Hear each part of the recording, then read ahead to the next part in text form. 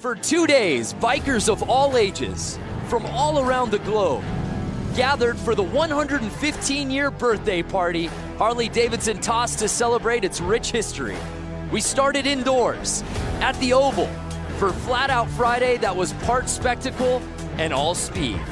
This morning, we moved to the hill to test the bikers and their machines' limits. And now we've hit the beach, a nostalgic throwback to the way they raced a century ago. Somewhere, William Harley and Arthur Davidson are marveling at their own genius of attaching a motor to a simple bike. It's time to rev the engines and go wheels up at the Harley-Davidson 115.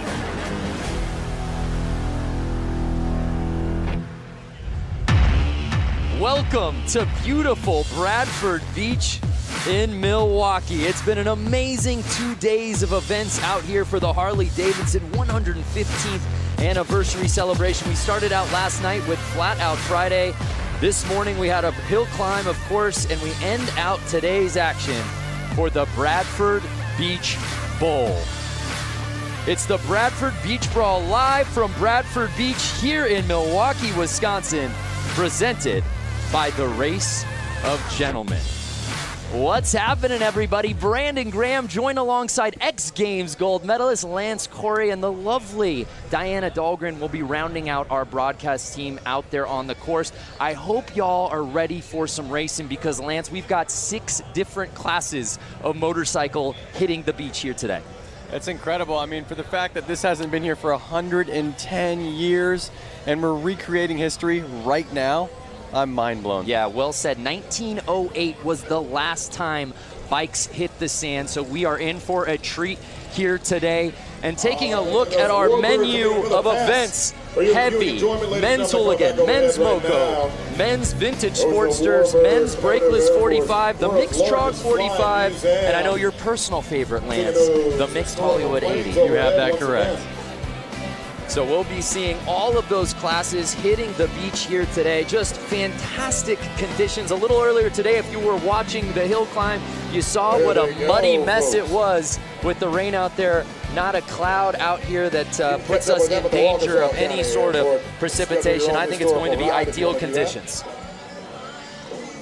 So before we get to the racing, as you see that beautiful commemorative flyover, we of course want to honor our country, and that's why before we kick things off, we started off with our national anthem, sung by Amy Eisenhut.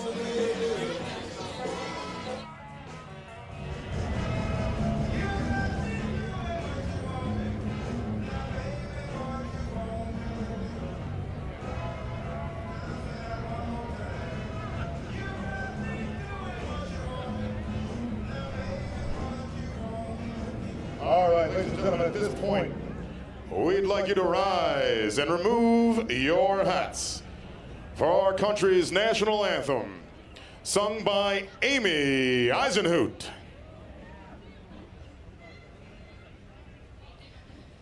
Oh, say, can you see by the dawn's early light what so proudly we hailed at the twilight's last gleaming, whose broad stripes and bright stars through the perilous fight o'er the ramparts we watched were so gallantly streaming.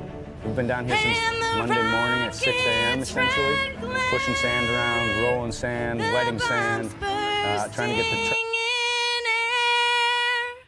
gave proof through the night that our flag was still there.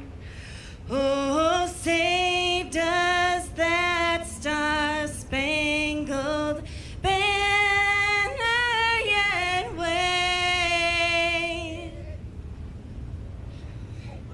o'er the land of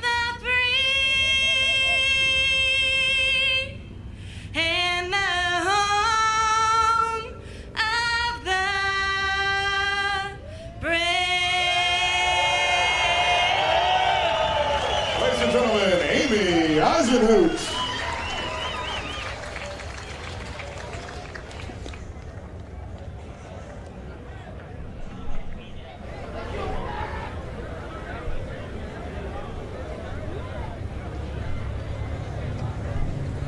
All right, ladies and gentlemen, we're getting ready for some elimination racing out here at the Bradford Beach Brawl right now. This is where we start eliminating guys. We're racing for grudge masters. We're drawing lines in the sand. That's how we do it out here.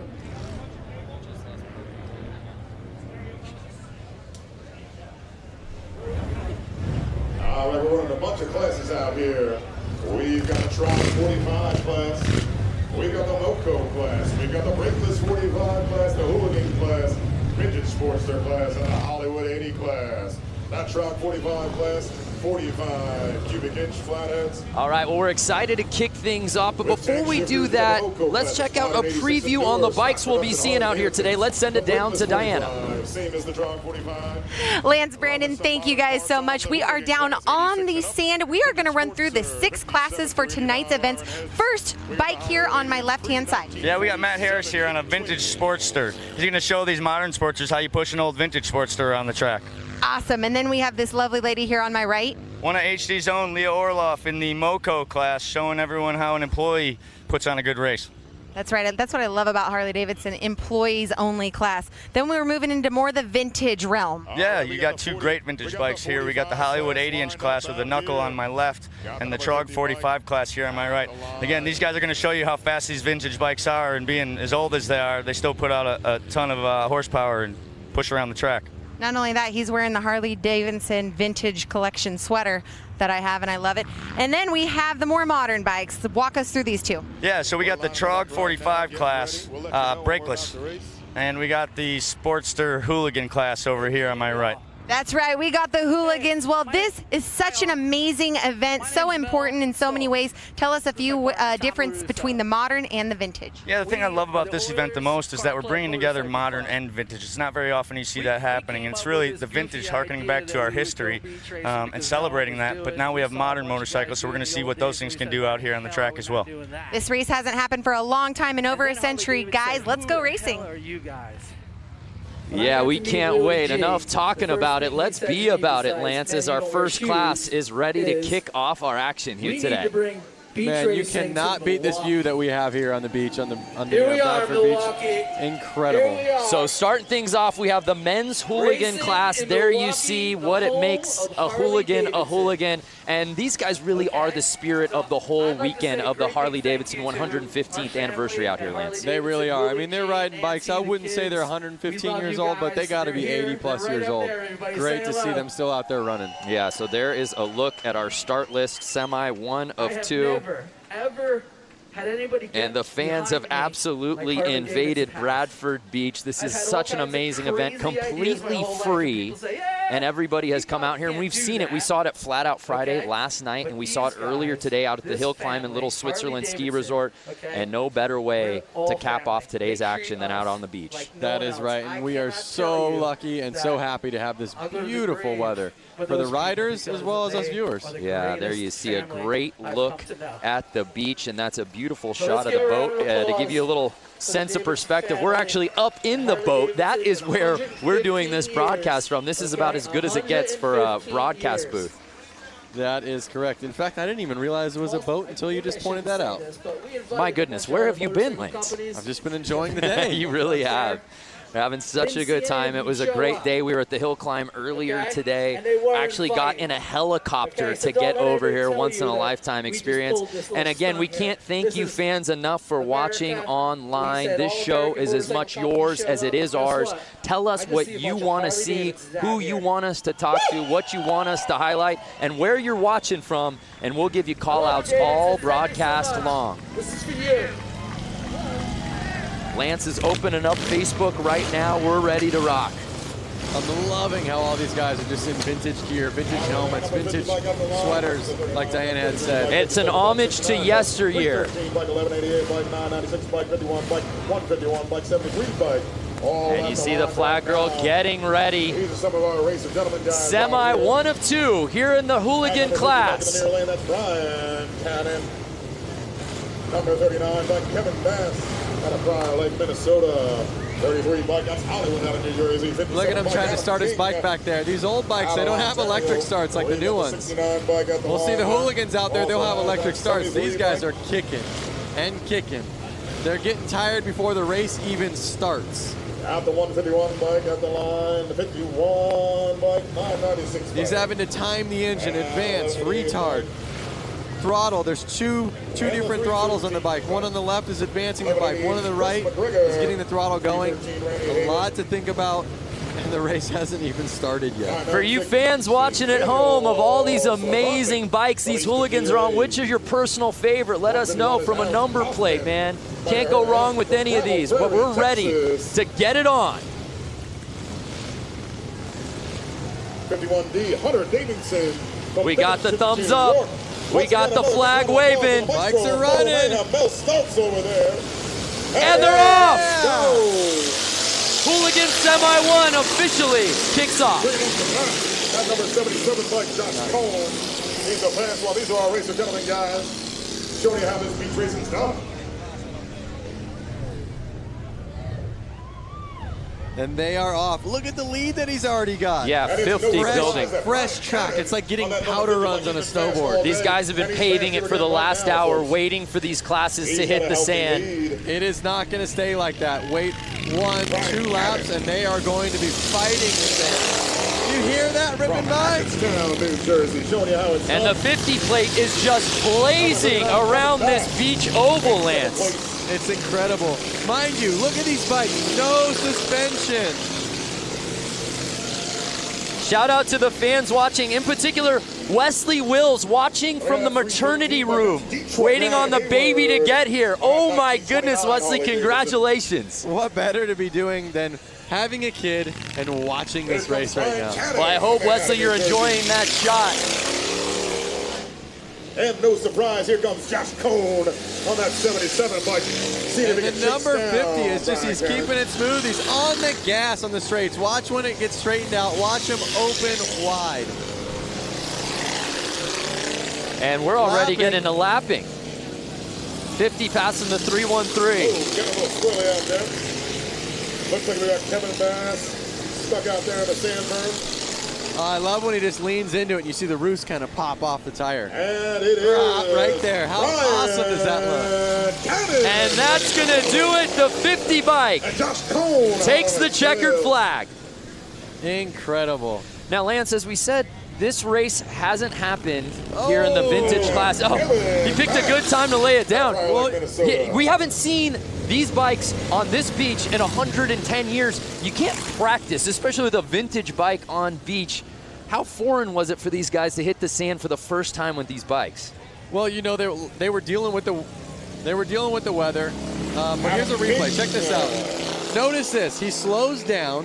Because he slows down, it's actually harder to get through the sand, and he crashes. He didn't slow down that entire race. No, it's easier to go faster on the sand than it is to slow down. When he slowed down, he let the bike go.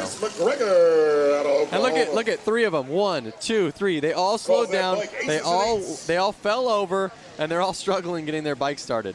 These are not new bikes. These bikes are older than probably most of the people watching this right now. It was full throttle the entire race, and then half the field just loses it after that checkered flag. That was awesome. Really was. It really was. Give them a big round of applause. And the thing is, they all went down going low speeds. They're all laughing. They might not be laughing if their bike doesn't start after a minute, but they're laughing. Yeah, we see a lot of fans for that 50 plate. Tim Connor. Walter Gerson Rodriguez, 50, killed it. That he did. Again, if you're just joining us, it's the Harley-Davidson 115th anniversary celebration. It's just a weekend full of madness out here all over the greater Milwaukee area, and we finish up our event schedule out here tonight on the beach. There's a look at it. I had to drag Lance out of the water. He was out there body surfing. I said, hey, man, we got to get to the show. That's right. No place I would rather be than the beach. Yeah, it's perfect right now. The beach and Harleys, I mean, that's just, you know, the best.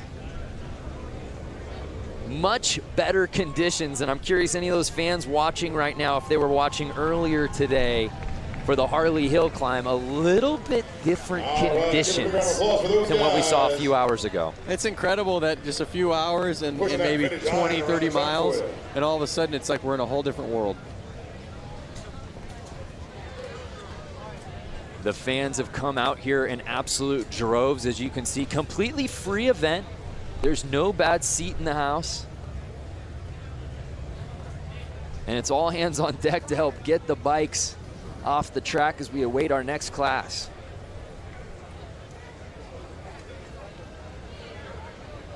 Jason Pasley, hi from Georgia. What's up, Jason? Ken Mendez was watching the hill climb. Love it. Glad you came back around. So Dan's saying he's from the west coast of Michigan. Would that be connected to this? I was told there would be no geography. So we move on here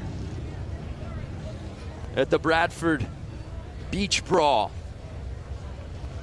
Again, the last time bikes hit the beach, 1908.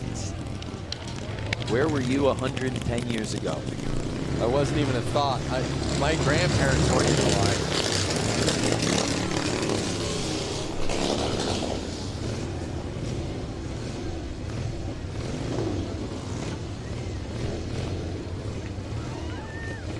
North Haven, Australia, Troy Taylor, stand up.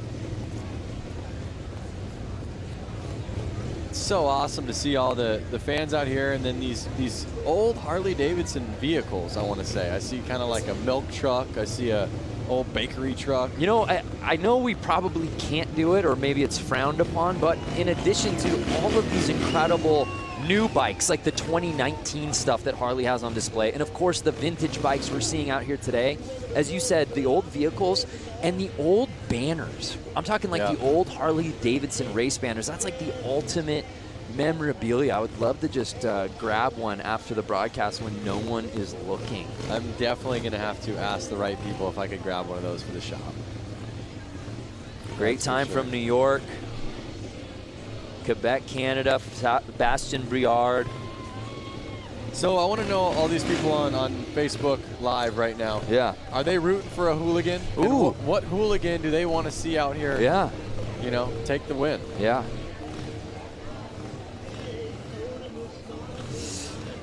Well, we're getting really nostalgic about motorcycles, and why wouldn't you, being out here for Harley-Davidson's 115th anniversary. But some of the best bikes we've ever seen in the history of the universe have been celebrated on film. Your favorite motorcycle movie. Check this out.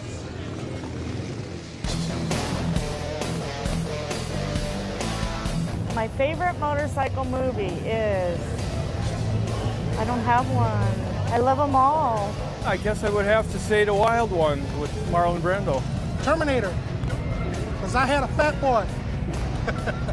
I like Wild Hogs. It's a lot of fun, and it kind of shows people it's the simple stuff in life. My favorite motorcycle movie is Wild Hogs. My wife and I watch that at least 3 times a year. Easy Rider. Easy Rider. Easy Rider. Easy Rider. No question, hands down. I have to duplicate my husband on that one. Easy Rider is the motorcycle movie. Wow, I am so glad that Easy Rider edged out Wild Hogs. What is Lance Corey's favorite motorcycle film? That's tough, man. I mean, I was born 1990, and I've watched Easy Rider. I do dig that movie. But something about watching Wild Hogs and then being able to, like, call somebody a wild hog, they're both great. It's become the ultimate adjective, that's for sure. All right, so we have vintage Sportster class lining up. Is that correct?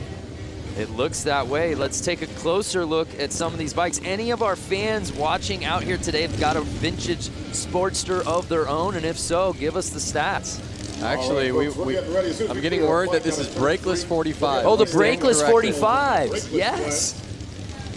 There will be no slowing down in this race. No. But you don't want to slow down. You want to stay on the gas. Then you stay above the sand, and you don't end up crashing. Oh, speaking of motorcycle movies, there you see our brakeless 45 contenders. I was actually going to bring this one up, that Amon Sharma Terminator. Terminator. Absolutely. Yes. When he jumps like a fat boy softail off like into the Yeah, wash. incredibly realistic. So here's a look at our rules for the men's brakeless 45s. Pretty simple. Bikes out here on display. Anybody out there watching got a brakeless of their own?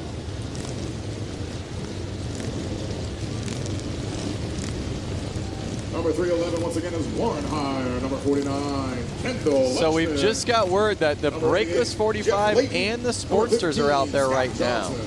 We'll have to keep an eye on that. I love the camaraderie of class. So let's see who this track favors out here today. And it's 311 with the early lead on the outside. But he's leaving the inside track wide open for 15 to make the pass. Scott Johnson, number 15, pushing him wide and staying on the gas. Oh, I love it. That's one of the tactics of racing motorcycles is you can push people wide, and if you're a little bit above them or a little bit stronger, you can kind of run them where you want them to go. Right, well 311 got that whole shot early, but he left the door open. Yep. And it's Scott Johnson in the 15th place, leading the way. I mean, you can just hear how loud it is here. The bikes are ripping by. Uh-oh, someone's catching he's up getting Scott squirrely. Johnson. It's Warren here. Can he catch him? Taking that berm high in that Now, second Scott turn. Johnson and Warren are good buddies, so we'll see if they play nice with each other. Oh, we've got a bike down. We'll see what number that was. Look at this shot. Are you kidding me? Can Warren cut to the inside? Through the water, inside line. The people at the fence there. We got bystanders diving into haystacks. Oh, he got. And it's 311 who got the lead. Scott Johnson opened the door and 311 pounds and he goes down. Warren's down. Too much. Too much. What a race. That was so heavy. Scott Johnson held on. It's going to be his to win. Can he keep it? The back and forth between Scott and Warren was so good in this race. And then Warren puts the bike down. Oh, and it's one of those things, they're so hard to start. You can't just hop right back up and try to get back to where you were. Nice job, Scott. Wow. That race had a little bit of everything. Lead changes, fans diving off of the track. Yep. The leader going down. Well, you know, it's one thing, everyone can ride fast, but can you keep the bike on two wheels? If you can't, then riding fast is doing no good. Utter and complete recklessness. Scott Johnson taking the win. Let's take another look at this. So this was amazing. Whoa! Oh! Collision was going on. Yeah, you have to wonder if that got into the vision of the rider as well. And as we take a look, yeah, and this is where Warren just goes uphill, and Scott Johnson says, sweep. Just like I said earlier on in the race, as soon as it gets rutted up, it's going to be a lot harder for these guys to handle the bike. Lap one was like riding a powder run on a snowboard. Oh my gosh, that was crazy. Fans at home, what do you think? Oh, wow. They're actually going to tow this bike off the track, I think. Yep. Oh, poor Warren. Guys, like I was leading this race. Now I need a quad to get me off the track. It was mine to win. Ruby Bender, fun to watch. You can say that again. Again, if you're just joining us, thank you so much. It's the Harley-Davidson 115th anniversary celebration, the Bradford Beach Brawl. Brandon Graham alongside Lance Corey and, of course, Diana Dahlgren down on the course.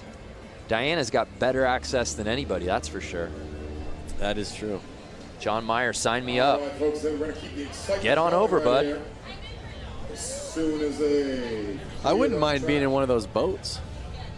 Yeah, you're kind of a yacht guy. I would definitely be in that yacht. Yeah, yeah. Kind of a prestige worldwide. Wide.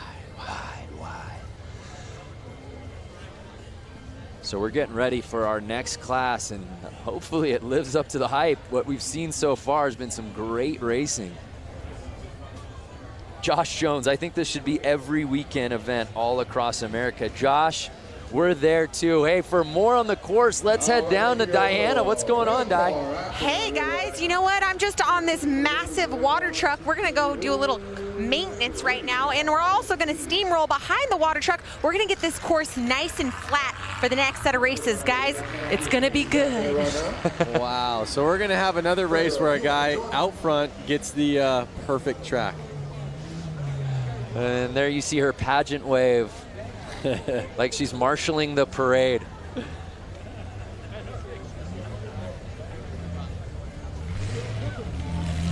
So again, obviously, as we said, no one has raced on this track since 1908, but let's take a look at how we got here. It takes a village to get this thing going, but Lance, job well done by all of the contractors out here to make it possible for us to bring these bikes out today. It's incredible. And these guys, they're people that ride or hang out with the riders a lot. You can't just come out here and make a track if you don't know what it's like to ride the bike. Right. Yeah, you can't just merely push sand around and make an oval. There's absolutely a science to this. Definitely. And oh my goodness, Diana's got a t-shirt gun. Please cover small children. Protect your eyes. Diana, can you come over to the boat that we're in and shoot one over to me, please? Oh, there he goes with that Hudson engine. So we're going through some course prep. Let's check in with some of our fans watching right now. Where are we watching from? Hello from Portugal. What's up, Angelo Lopez? Gotta make sure we keep it safe for all of our riders out there. Brazil, Felipe. There you see Diana opting for the one-handed shot. Takes utter control. How about this guy? Driving his custom-made vehicle around. Think it's street legal? And I think that nobody seems to be bothered by it at all. There's a lot of wacky stuff going on for the 115th anniversary. Good times. Brian Mose from New Zealand, Kevin Morris from Rhode Island. I want to know who's the furthest from Milwaukee. I mean, Brian Mose. Yeah, I'm not a map guy, but I feel like New Zealand and Australia would be in the lead there. Didn't we talk about not getting into geography? Yeah.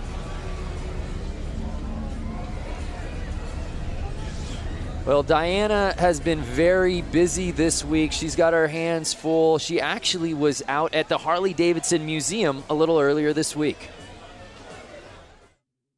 115 years ago, two friends, William and Arthur, came together to create Harley-Davidson. We are going to show you a little bit of the history, culture, and most importantly, the bikes here at the Harley-Davidson Museum.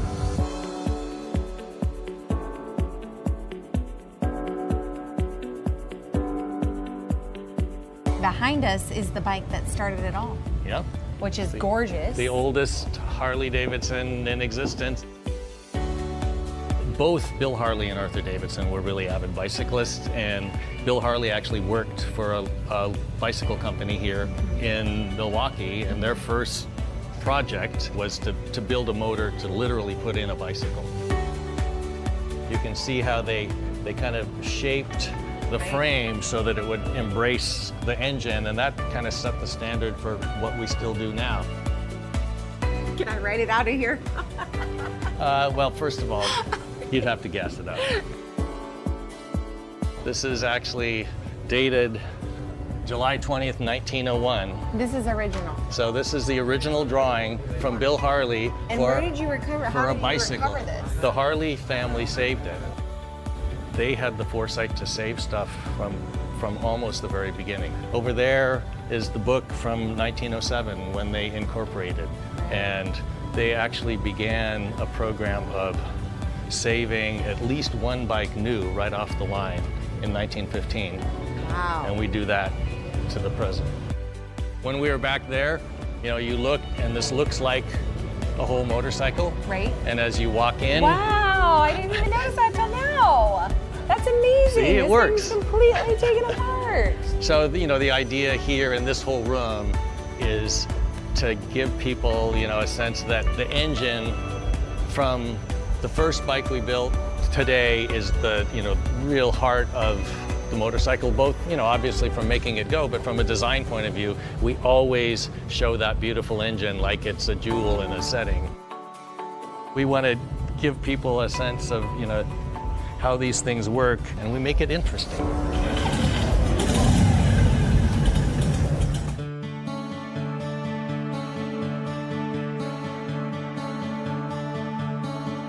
By 1920, we were the largest motorcycle company in the world and sold over 28,000.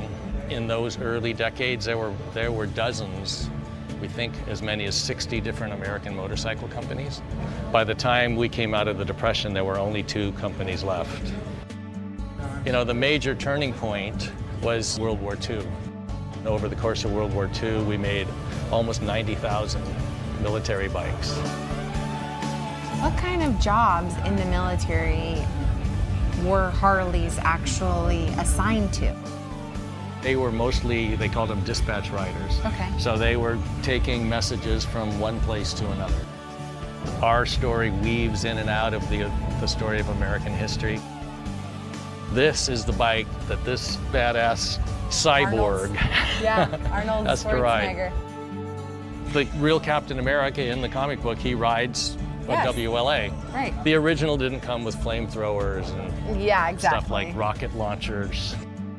Like the Terminator, one thing that's great is it's kind of, you know, it's not just like a car, it's a character. So Jim, we've walked around, there's a lot of stuff in this museum. Yeah. When you think about motorcycling, it's not just the bike, it's the black leather jacket, all the uniforms, and then all the things that people do to add to their bike. So we've got, you know, just an incredible array of things to help tell the story. What do you hope each person that sets foot through this door gets? If you come into this place and you're a Harley-Davidson enthusiast, we're gonna stoke that passion further. If you got dragged along by somebody and you don't think you're gonna like it, you're gonna leave thinking, you know, that was actually interesting and I've never really thought much about motorcycling, but that's an interesting subject. There's something for everyone here at the Harley-Davidson Museum, that's for sure. That's the goal. Wow, just a tremendous story. And it's worth the price of the trip to come to Milwaukee. If you have no other plans, go to the Harley-Davidson Museum in downtown Milwaukee. You will not be disappointed. I've been there more than a handful of times, and even watching that video, I get just stoked on. Yeah, you get chills, and Jim's absolutely right. Whether you're a wild hog, just getting onto a motorcycle the first time, not even interested, there's something for everybody there, and you walk away, I think, wanting to get a bike, that's for sure. You don't even need to be a motorcycle rider, like you were saying. To see the American history and the fact that somebody was doing that so long ago. The longevity of the brand. I mean, we talk about it being the 115th anniversary, but he put things in perspective really well, that after the Great Depression, there were only 2 motorcycle brands left in the world. Yep. And Harley was one of them. It's so awesome. It's so awesome that it's still here, still living the dream, and every enthusiast is keeping it running. Well, we thank you for joining us here for the Harley-Davidson 115th anniversary celebration. It's the Bradford Beach Brawl, and we've just got some course prep going on out here at the beach on Lake Michigan. And it's been a gorgeous day thus far. We're a few races in. It's been a lot of fun. They started setting this thing in order earlier in the week, Monday, I believe, and the digging began on Tuesday, and here we are Saturday, and this ends our amazing event schedule. All hands on deck, as we said, everyone playing a role out here. And at its core, it's really for the fans, and everybody gets to come out here, a completely free event. And there have been people who have been here all day long, mind you. There's been other contests going on. We were calling the events over at the Harley Hill Climb in Little Switzerland Ski Resort, which is about 30 minutes away. And there were people here long before the bikes got here on the beach today. That's very true. And they have the museum party going off. That's right. There's bands over there, live music, new Harley-Davidson Ford trucks. There's so much to see, all the new bikes. There's a look at what our last couple of days has looked like. Of course, we had the Flat Out Friday last night, which is always super fun. That was in downtown Milwaukee proper. And then we went down up north, I should say, to the hill climb earlier this morning. And we had to get from that hill climb dot out here to the beach and our bosses were afraid that just grabbing an Uber wouldn't get us here in time. So we got to the chopper. Yep. We got a helicopter ride, Lance, Diana, and I, and some of our production staff to get over here. So that was amazing, and we're having a great time. And we hope you fans watching at home are staying with us. We still got plenty of racing to go. Hey, before we cut to that feature at the museum, I asked who was watching from furthest away, and I want to pay that off. Martin McKinney said that he was watching from the southern point of Victoria, Australia. So if you know anything about Down Under, that may be the furthest point from Milwaukee, Wisconsin. That's a good chance. Mary Thompson, you're watching from Minnesota. That is not the furthest point from Wisconsin. But we love that you're watching. El Paso, Texas, Terry Reed.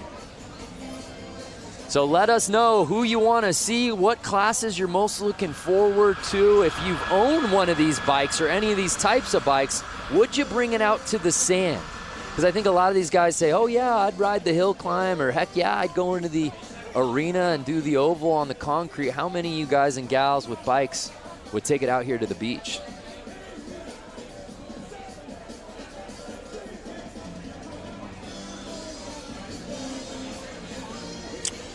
Well, let's head back down to Diana, who's fresh off her free ride. I guess you hitched a ride to get onto that water truck. How you feeling now back on land? I'm back on land, and it was great. The track maintenance is so crucial when it comes to this beach racing. And you know, to think about it, over 100 years ago, we didn't have machinery like this. So it just makes you wonder what track conditions were like back then. But for now, the course is smooth, it's going great. And I will tell you, these are the greatest fans in America right now, near and far in Milwaukee for the 115th anniversary Bradford Beach. This is the spot to be, guys. Yeah, there's no doubt. She's got the best seat in the house, and we're getting ready for our next class that will be hitting the beach, the Hollywood 80, Lance. All right, folks, listen, it takes a village to look around, look at your feet, see if you find a wallet. We got a young lady missing a wallet.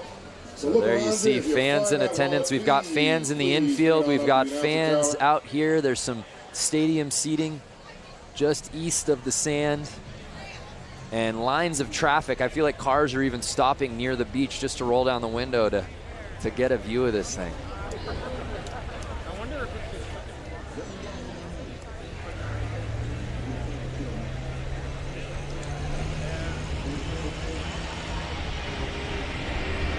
Heaps of fellas watching from Western Australia.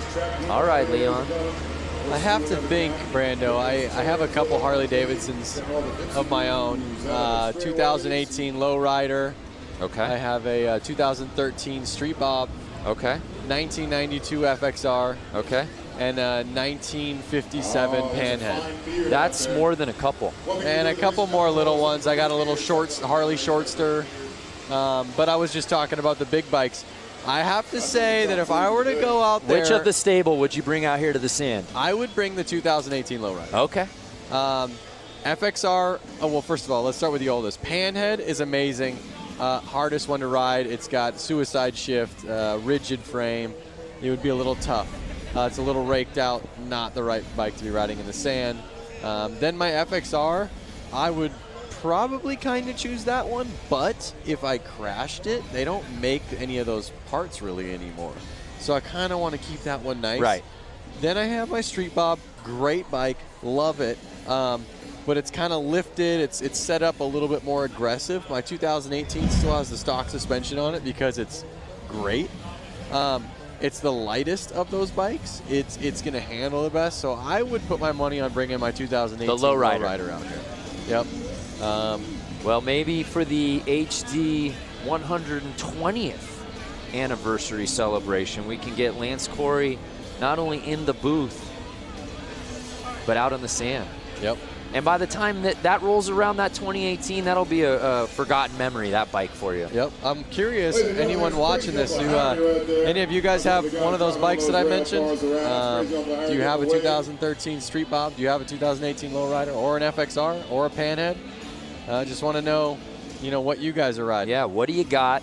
Not only what do you got, what do you have in the stable, but are you willing to bring it out here to the beach? That's a commitment. Kevin L. Morris says he's got the new Softail lowrider, so would you bring it out, Kevin? That's the question. Would you bring it? How's it set up? Could it handle the sand? But this is the thing. You don't know until you get out here. You don't. It's too conceptual, I think, for a lot of these classes when, hey, Harley-Davidson says, hey, we're hitting the beach for this race. Oh, amazing. Which bike am I going to use? Is my bike even going to hold up? Yep. Jeremy Pike has a 2001 Dyna T-Sport. They don't make those anymore. Yeah, see, now that's what you gotta, that's the risk involved. There's probably a lot of nice parts on that. It would be a rad bike to ride to Milwaukee on, and I don't know where you're from, Jeremy, but would you ride here and then take off your bags and get on the track and rip a couple laps with Rusty Butcher? If you're the proud owner of the Channel 12 news van, my guess is going to be you probably work for Channel 12. You got to move that van. It's in the way of our water. Stefan says, I got a 2013 Street Bob. I don't think I'd take it in the sand. There it is. All right, well, while we wait for this next class to hit the sand, let's head back down to the beach with Diana. This is a rider that you've seen in many classes here this weekend, JJ Flaherty. So many titles under your belt. You're such a great sport and ambassador for the sport of Harley-Davidson and everything that it involves. Talk about the 115th anniversary. Oh man, this is huge, and I love that they brought the racing stuff back here to Milwaukee because it's everything. I think racing should be top priority. In my opinion of things.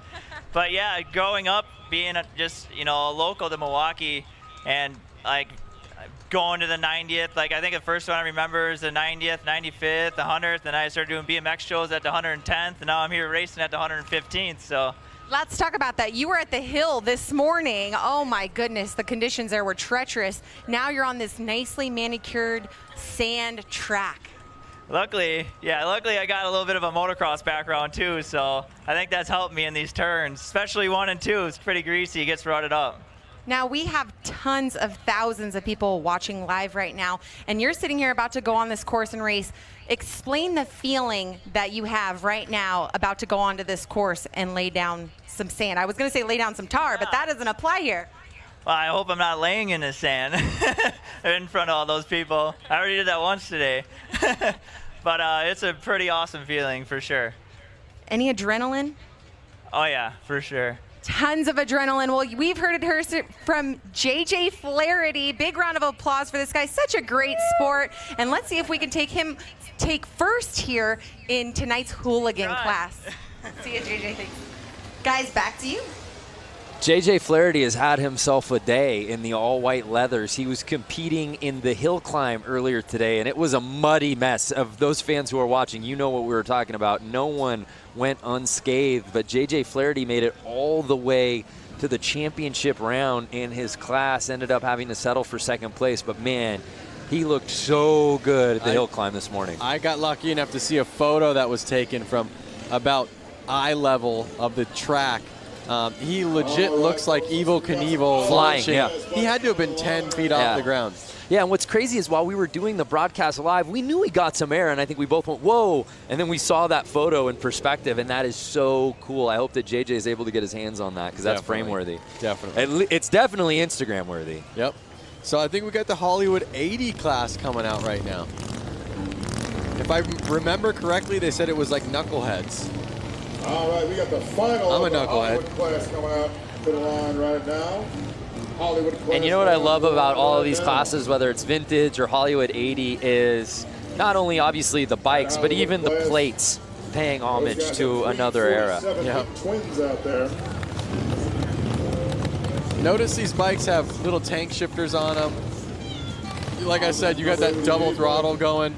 That's Frank Rick. These bikes are a lot harder to handle. As the times changed, they made the bikes easier to ride. You know, they put a front brake on them. They put a clutch on them at the hand. They let you shift with your foot. Some of those things made the newer bikes easier to ride than these older bikes that have, like I said, the advance and retard on the left throttle, the actual throttle on the right, and then the clutch as your foot and the hand shifter. So you have to take your hand off the bar every time you want to shift. as well as you have to take your foot off the ground. So if you're at a stoplight, you only get 1 foot on the ground. There was way more to think about. You have to think way far in advance while doing it. That's wild. And yeah, for you fans watching at home going, was this just a man head-to-head race? No, no, no. Bike's slowly coming back out here. We'll have a full field. So again, I think I see a buddy of mine, Scott Jones, number 50 out there. It looks like him, but maybe it's not. No, the 50 plate, that's beat Cannon. Oh boy, well Scott, you look like Cannon.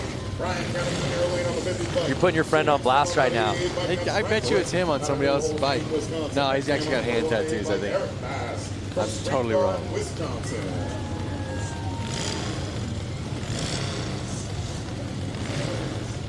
Daryl Jewell, back in 73 and 74, we drag race on the beach at night, had a 73 Sportster. All right, Daryl.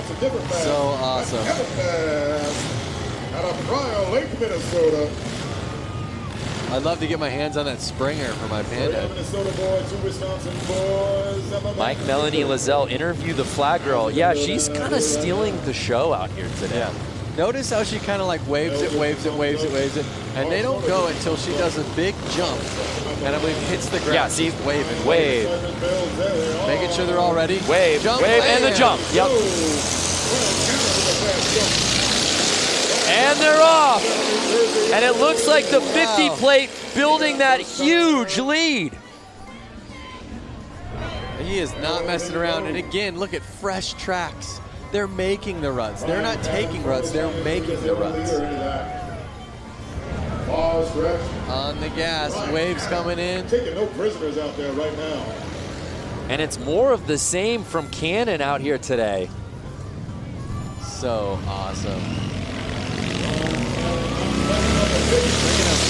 Look at him. He's getting the weight on the rear end, which is basically getting the front tire off of the ground. It doesn't look like it, but the weight is completely off of the front tire, which is making the bike get through that sand way easier than you would imagine. It's still hard, but a lot easier than if you didn't. Well, no, I see what you're saying. Brian Cannon making it look like a Saturday stroll. Look at the lead he's built. He is definitely out front. He's got almost a 4-second lead. You can hear these bikes through our microphones just ripping.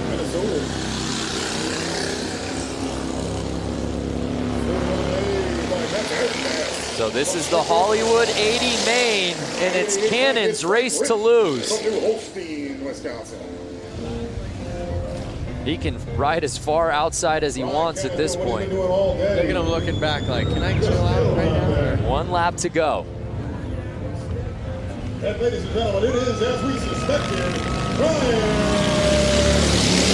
And it's Brian Cannon with the win. In 2nd place, Kevin Bass from Prior Lake, Minnesota. I see 2 Basses out there. Well, Seabass and the guys offered to pick up our tab. Don't go there. Okay. Not yet, I guess. So Brian Cannon leaves no doubt about it. Just riding like his head is on fire all day out here on this course. And this time, though, Lance, he finishes the race and stays on the bike. And he really put it down there. It's always nice to come out for that vengeance. Looks like number 88, Frank Rick, laid it down that last turn. It's always nice when you can go twice in one day, right? When you have more than one race. I think the first race you kind of just get the EBGBs out, you know? You're ready to go, and then you finally like, all right, I'm ready. And if you're just joining us, this is a weekend full of races. A lot of these guys that we're seeing out here tonight at the beach, we saw earlier today at the hill climb, and a lot of those same guys we saw last night at Flat Out Friday. Yep. A lot of motorcycle racing for a lot of these guys. It also involves some bike switching. Now we gotta help you, huh, buddy? Look at all the smiles coming off the track, all their friends, mechanics, maybe bike owners that are letting their friends ride their bikes. Well, JJ Flaherty, who Diana Dahlgren was interviewing earlier, actually lost to a rider whose bike malfunctioned right before the start of the race and had to borrow a friend's bike literally 30 seconds before the start. Maybe that was his trick tactic.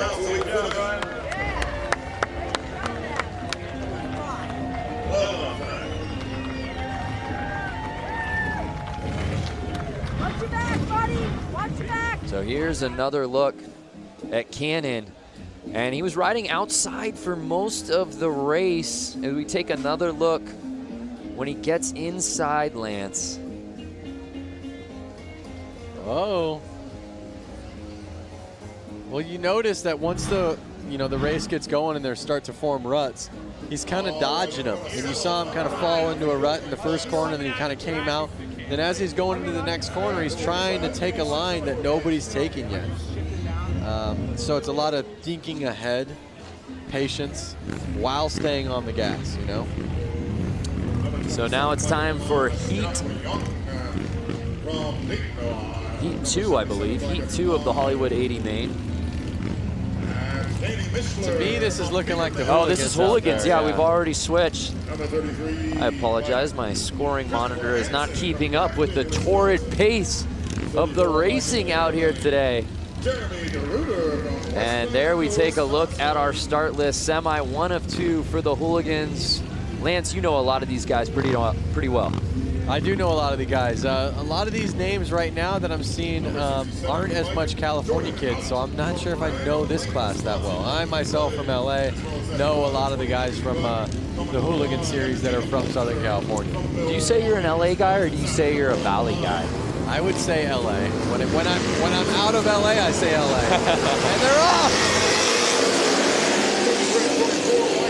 So it looks like 34 has the lead, but he's keeping the inside open. Can 33 make the pass, Bear? And he does. Look at these bikes. You can see they're newer, faster. I mean, these guys are throwing roost.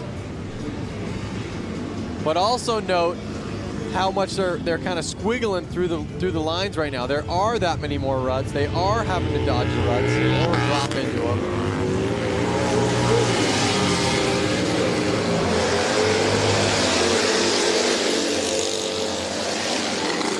So now it's Hansen, 33. Can he hold on? Right behind him, 77, Mishler. He's building quite a lead here with 2 laps to go. Notice how when they're going down the straight, they lean back, and when they go into the corner, they actually kind of lean forward up on the front of the gas tank. It's kind of because they need the front end a little bit to steer. That's the stance. See how he's on the front? He's not on the back of his seat. It's final lap. Can Hansen hold on? Now he's on the back of his seat. Ah, yeah. You see that transition? He's pulling tear-offs out there, which means he's getting roosted. Or throwing dirt up off his front tire. He probably doesn't have a front fender. And here comes the checkered. It's Hansen taking this semi.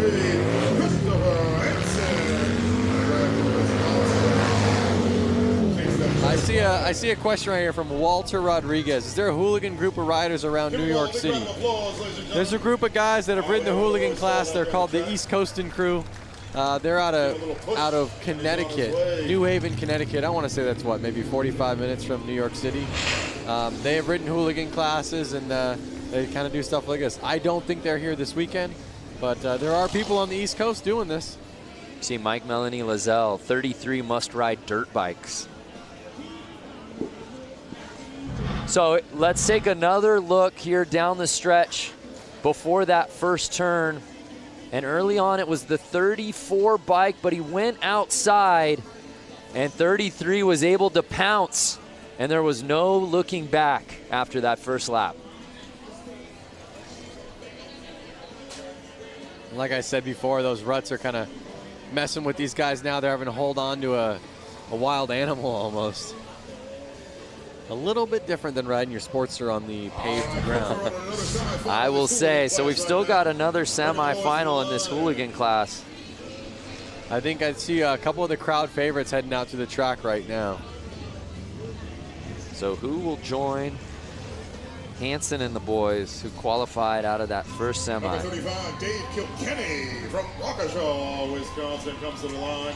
It's great too, Lance, because there is such a huge contingency of Midwest riders, particularly Wisconsin riders. We've seen it across all platforms out here the last 2 days. Yeah.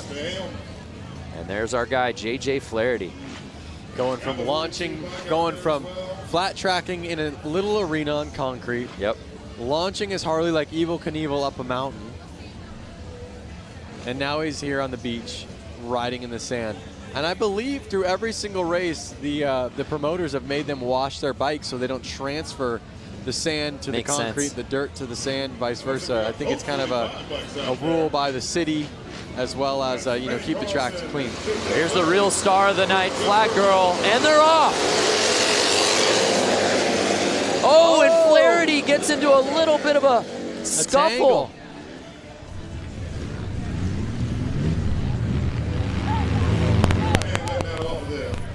Oh, we've got ourselves a battle, Lance, right at the top. Oh, yeah. Flaherty staying on the inside, though. Yeah, he's playing this thing right. 142 still leading, but he's on the outside. And now it looks like he's finding his groove, Lance. Diana, what are you seeing down there on the course in this race? You know, I've talked to a lot of riders, and some of them were talking about taking that outside line, relying on that outer bank, but J.J. Flaherty early on in this race was taking that inside line, saved him some time. Might be an all-out battle. A lot of these guys, are they used to the weight? Lance, you could probably attest to this. What kind of weight are they facing when they go into that turn on the inner line? Well, I mean, they're already riding bikes that are... Oh, no! Oh. Flaherty goes down! Our man we were keeping an eye on is down. His friends are running to him. I'd love to see a replay of that so we could see what happened. Oh, we need to see that one more time. He was behind Holbus less than a second, and he goes down with 1 lap to go. J.J. Flaherty and Danny Holbus have ridden together for a long time. They're good friends. Unofficial results right now have Holbus winning that semi, or at least taking the lead. Hopefully it looks like Flaherty's okay, but yeah, we need to see another look at that. That's for sure. And again, this kind of goes on what you asked, Diana. That bike's 500-600 pounds, and he just tangled with it. Let's check this out. Yeah, here we go. Let's see what went wrong for J.J. Flaherty. He was trying to pull a tear off. Oh, yeah. The ruts. The ruts. Yeah, Diana, is that what you saw down there with JJ? Yeah, I saw the tangle up, but also what I saw, guys, was the camaraderie. I don't know if you saw Atkins, better known as the Rusty Butcher, come right up to him, check on him, see how he's doing. There he is again with another hooligan. That's the love and camaraderie we have here in Harley-Davidson and flat track racing. Yeah, well said, Diana, especially in this hooligan class. So many of these guys are friends. What started out as just friends riding together, gaining notoriety, and it's evolved into something so much bigger than that, and they're all out here today. Really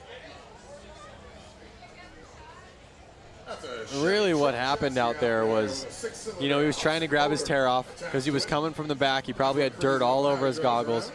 He was a little too focused on that, and you saw he was kind of in a shady area, which I want to touch in a little bit. He didn't see those ruts that we've been talking about since we started this. He cross-rutted.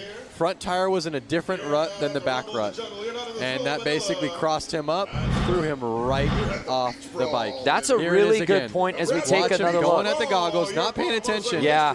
Cross ruts. Just takes one hand off and completely loses control. And that's such a bummer because he was right behind Holbus, and he ends up with a DNF, and then the riders behind him settling for that DNF. And it's Holbus that takes the win there. Notice the fans in the infield, so stoked just to kind of handshake and all smiles on their faces. Happy he's up, walking around. But you bring up a great point about the shadows. When these guys got out here, the sun was shining throughout the entire course. Now as we're getting a little later into the day and it's 6:05 p.m. here local time, the sun's slowly starting to come down, and really a dare we say, half this track is now in shadow. It's tough. It really makes it hard in the shadows, and it makes it hard. You don't know what goggles to wear or lens to wear. You want to wear something for the sun, then all of a sudden you're in the shade and you can barely see. Or if you wear something for the shade, you pop out into the sun and you're blinded. So it's a tough one for sure. Not saying it's impossible. Obviously they're out there doing it and kicking butt, but it puts some confusion.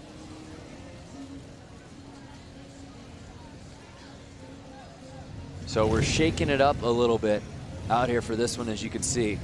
One of these things is not like the other. Again, fans watching from home, where are y'all watching? Who you got in this one, 4 wheels or 2? I'll tell you what, it's also a battle of gears.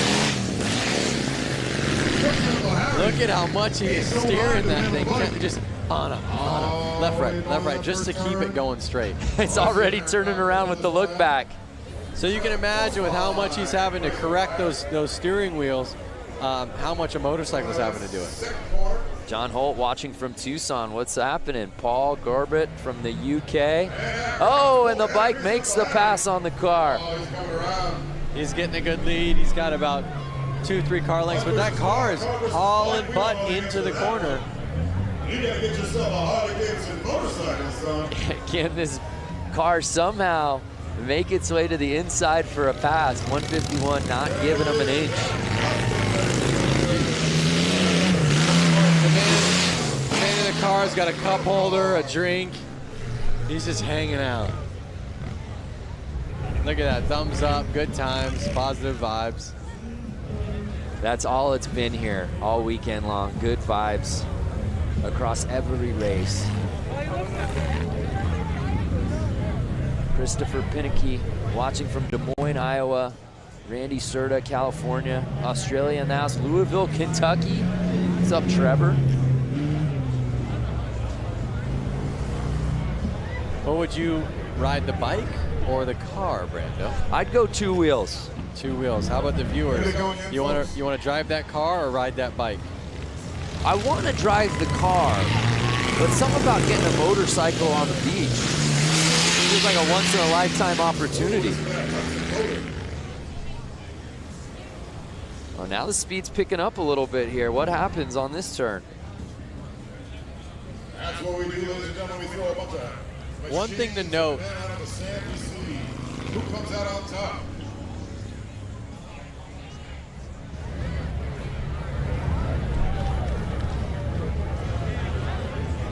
Well, as we continue on with this race, it's Baywatch out here on the beach. Let's go to our own lifeguard, Diana Dahlgren. Oh, that was clever. Okay, so yes, I'm the personal lifeguard here for the Bradford Beach 115th Harley-Davidson anniversary beach brawl, I guess. But anyways, they are about to start track maintenance. Now, I'm up here to show you guys the feel. We are literally feet away from the beach. I mean, the water is rushing up right here as the cats go on to do their track maintenance. Pretty amazing. We want to know where you guys are watching from. If you're on Facebook Live, leave a comment. Let us know where you're watching from. Maybe you're on a beach. Maybe you're in the desert. I don't know. We'll find out. All we need is Hasselhoff and some slow motion running, and we can make this thing happen. Oh, yes. So Diana, she's all over. Let us know, fans at home, where you're watching. And if there's a particular rider or something that you want to see, let us know, and Diana will hunt it down. So much going on out here in Milwaukee.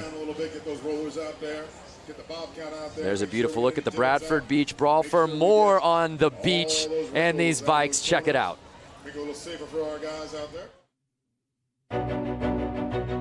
We've been down here since Monday morning at 6 a.m. essentially, pushing sand around, rolling sand, wetting sand, trying to get the track as tightly packed as we can. Sand is unpredictable. If you're used to riding on cement or a packed track, it's get a little loose out there. Generally, beach races are done on tide-packed coastal beaches, and quickly realized it was 5 feet of sugar-based sand, which is anything but ideal.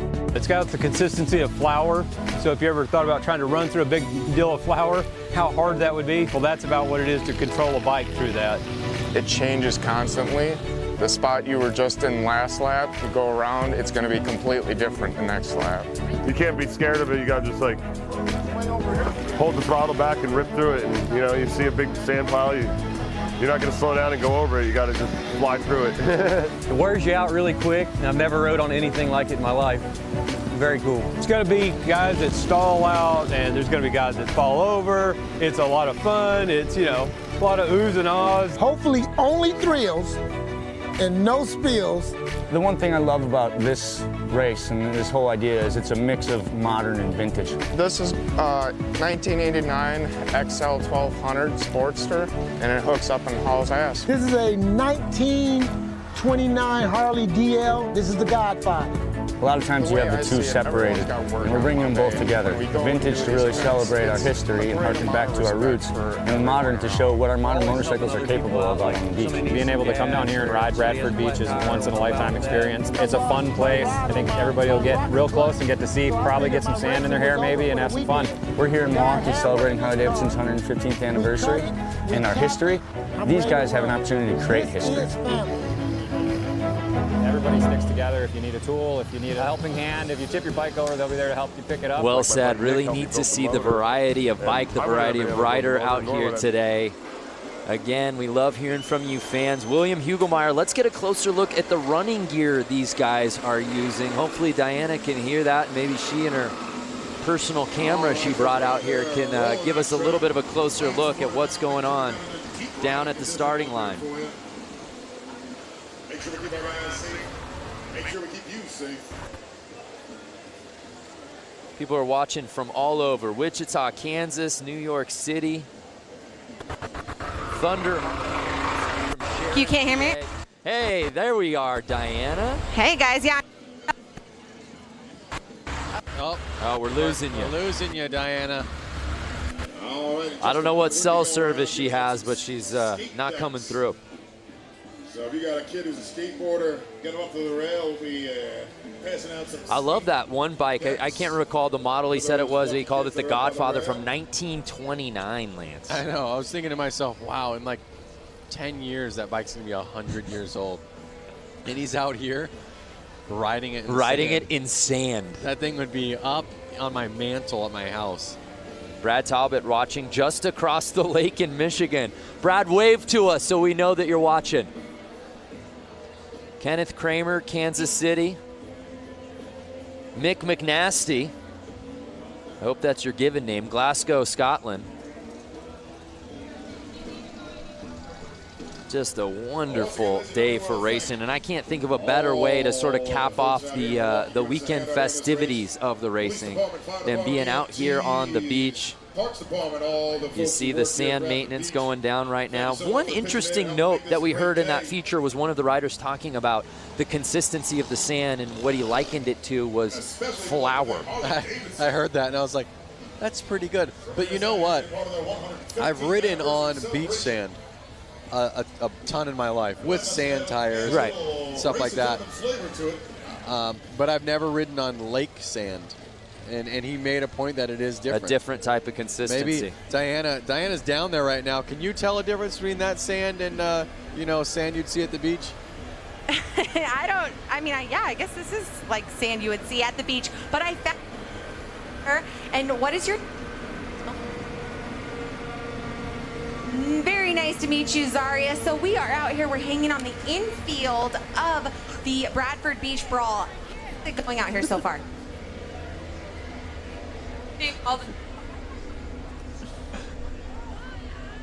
Well, that's amazing. Well, guys, we are going to be the Bradford Beach Brawl. Guys, we're going to let you take. Oh, Diana, I'm so sorry that interview, we were having sound issues, but honestly, the real MVP was the guy eating a hot dog right behind you in shot. That was incredible. Don't worry, Diana. We all got photos up here in the booth. Diana, we didn't hear you, but that was still the most entertaining interview we've seen all day. Let's see what the people Oh, my God. Facebook Please get that on Instagram. And tell me fans at home watching on Facebook just saw the hot dog guy. Gotta love that hot dog. Lance, read me some of the quotes, please. The guy behind her cramming his face. Look at the mate feeding his face. Oh, that was too good. Holy cow. We can all go home. Oh, no, we still got more racing to go. Holy cow. So there you see course maintenance. Oh, we'll never be the same.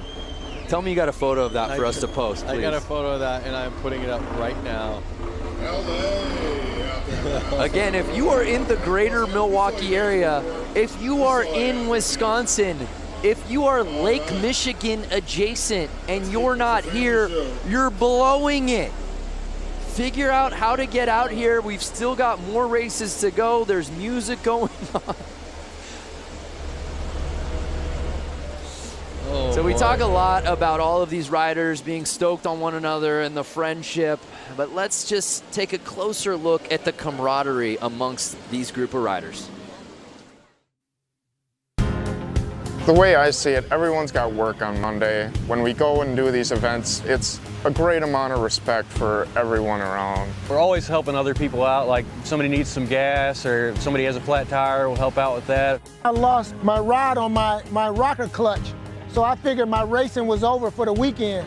A guy had one in his car, we cut it, we tapped it, I'm ready to run. This is family.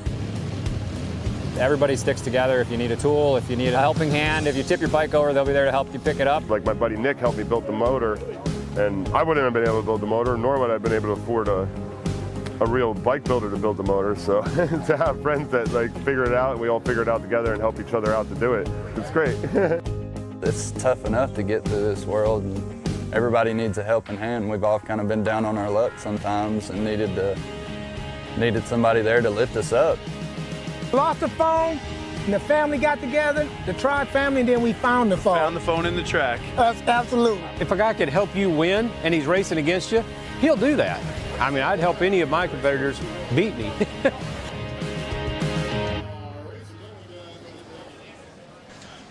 Such an amazing time here on the infield of the Bradford Beach Brawl. Geez, that's a tongue twister. But anyway, standing here with a lovely lady I just met. Let us know what your name is. I'm Barbara Rayborn. Barbara, where did you ride in from? We came in from Springfield, Louisiana. And how long was that ride? Well, considering the fact that we went from Springfield to North Carolina, Tennessee, and then here, it was a few days. Wow, who else here came all the way up to Milwaukee for the 115th anniversary? Who else rode here a couple days? Can we hear you scream? I hear some screamers. There we go. I hear some people screaming. There we go. Okay, so it was a safe journey. Thank goodness. What'd you guys ride in on? Well, we actually own a Harley Ultra Classic. Her name is Sister Jade. She's green, 2016. Whoop, whoop. And then our other friend has a Harley Chopper, and it's a classic from early in the 2000s. So wonderful. What has been your favorite part about this weekend's celebration? Oh, wow, that's so difficult to say because the hill climb this morning was amazing. I used to ride dirt bikes in my younger years, but we really enjoyed the hill climb this morning. I tell you what, Suburban Harley and our Harley, the Iron Harley, look, those places had some amazing parties yesterday. We really had a ball. Wonderful. Well, everyone out here is having a great time. We're in the infield. If you guys haven't experienced infield yet, come on in here. Loads of activities happening. Thank you so much for talking. Very nice to meet you guys. Back up to you. Yeah, I love it. This whole weekend, I don't care where you are. If you're outside the hotel, you're walking to a restaurant, last night at Flat Out Friday out here at the beach, or hill climb earlier today. So many people like that lovely lady that Diana was speaking with, just people who rode in here. You and I were commenting and marveling at all the different license plates we were seeing on the Harleys. We saw bikes from Mexico yesterday. I want to kind of go back to Facebook Live right now. We're getting comment after comment. Like Lucas said, the weekend will not be complete if the hot dog guy doesn't get an interview. Where is the Harley-Davidson hot dog man? He's now an HD ambassador. This is incredible. Hot dog, Harley-Davidson, it just makes too much sense. So Diana, if you're listening go right find now. the hot dog guy. We sent you photos. We texted them to you. You didn't even realize he was behind you. Go find this man, Diana. Or someone from Harley watching this right now, please get in contact with him. Bring him to the booth. So as we continue the maintenance of the beach, we want to just learn a little bit more about our riders today. So we, of course, asked them the $1 million question. And, of course, the fans who made it out. When did you first start riding?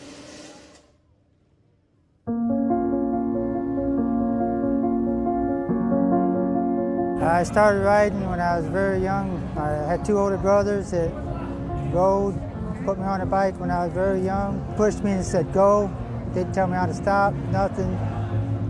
And ever since then, I've been hooked. I started riding 30 years ago. Why?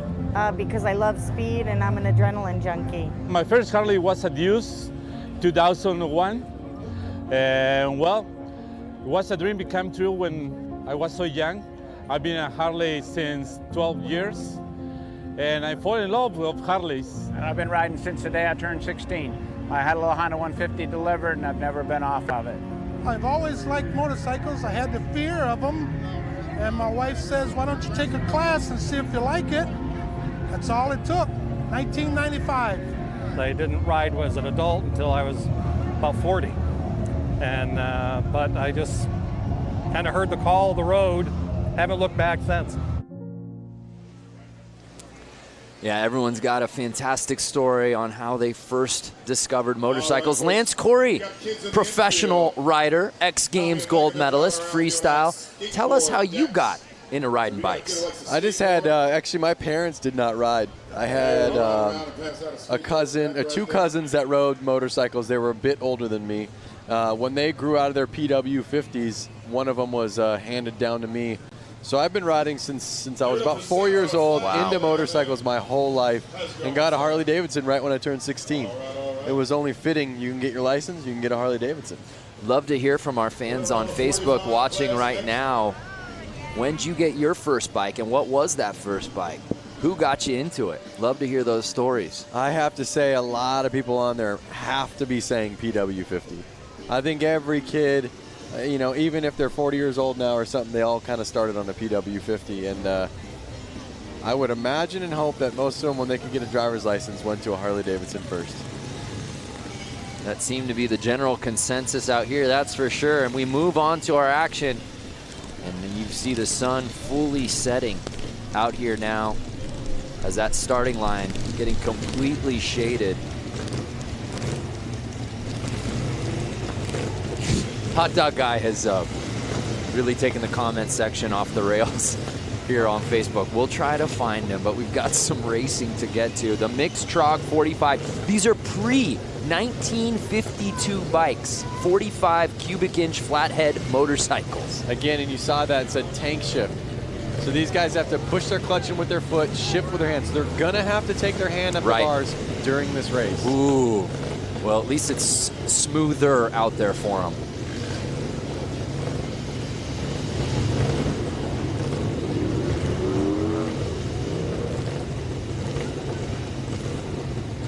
There's a flat girl that a lot of the viewers on Facebook are. There's been some standout performances out here today. Flat girl leading the gate. Obviously, Hot Dog Guy coming in hot. Hashtag Hot Dog Guy. Please, if you're out there watching this and you love that, please hashtag Hot Dog Guy. We're going to run them again right after that, but we're going to reverse the order. Just give everybody a fair shake. And you see, even with the course holds and the maintenance, fans are not leaving. They're here to watch some action.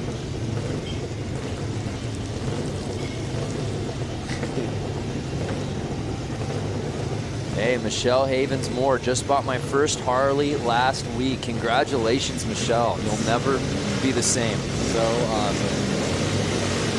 Uh-oh. Hold off. What's going on? Oh, are they shutting their bikes off? We're getting word of something. Again, this is the Trog 45 class. These bikes are pre-1952, and we're just getting word that they're actually adding 2 more competitors to this heat. Why not fill the track up with more riders? A little bit more going on. Let's go to the pen. 1188. Get yourself up to the starting line.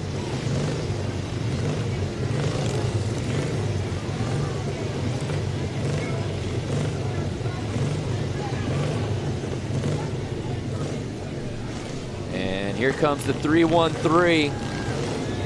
Remember, this is the bike, I believe, from 1929, Lance. So awesome. The godfather of them all. Look at how clean the paint job is on it. Amazing. This does not look like a bike he should be out there scrambling. And the with fact that these he's tubes. scrambling out here on the sand with this bike that's All right, ladies and gentlemen. 90 years old is just remarkable. How's my dude number 77 with a ciggy in his mouth? At 151, bike. That's Aaron Kaufman out of Gravel Berry. All right, we've got a complete heat. Daniel D'Souza, Ocean, New Jersey. Let's get it on. Look at him getting roosted in the back of the gate. They're off. Harley-Davidson. That roost does not feel good. You ever been sandblasted? Never. It takes paint off of stuff. So it's 69 getting the hole shot. Does he leave the inside open though? He does, and it looks like the 77 bike takes the lead on lap 1.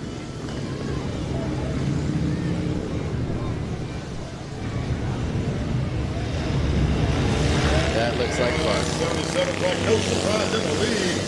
Looks over his shoulder. That's cold. 77 say, come on, give me your best. Say, come on, I got a ciggy in my mouth. I'm a ripping. Give me something to work with. It's golden hour out here at Bradford Beach. We have so many 313 fans out there. I mean, this is just, by the way, professional athleticism at its finest with the ciggy in the mouth. Notice how the number 77 is leaning that bike into the corner, foot out, dragging. That's the stuff that looks fun. Watch him, put his foot out, he's dragging. Look how much he leans that bike over. Look at that thing. Look at that lean.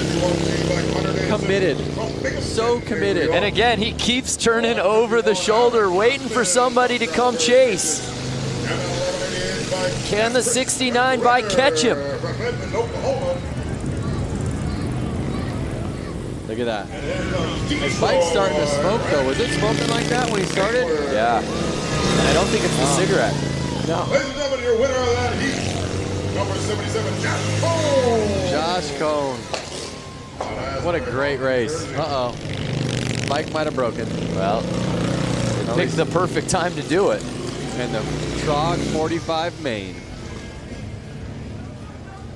Love seeing these stories, by the way, from all y'all talking about how you first came across your first bike. Keep them coming. We're going to bring these guys back around. We're going to run them again in the reverse order that they've been. Well, he might have a leaky valve or something right now. Is he looking over his shoulder to try to, you know, say hi or kind of show off? What do you think? That's what I'm trying to make a point of. He keeps looking over. Give a round of applause. I think he's encouraging his fellow riders, hey, come catch up. Does he have a knife on the side? This guy is a savage. Wow. Knife. He's holstering a knife, smoking a cigarette. Doing donuts. Doing donuts after the win. Life is good for 77. My boy Josh out there. Look at the smiles after the race. Look at that. Everyone's smiling. Less cell phones out, more smiles. Yeah.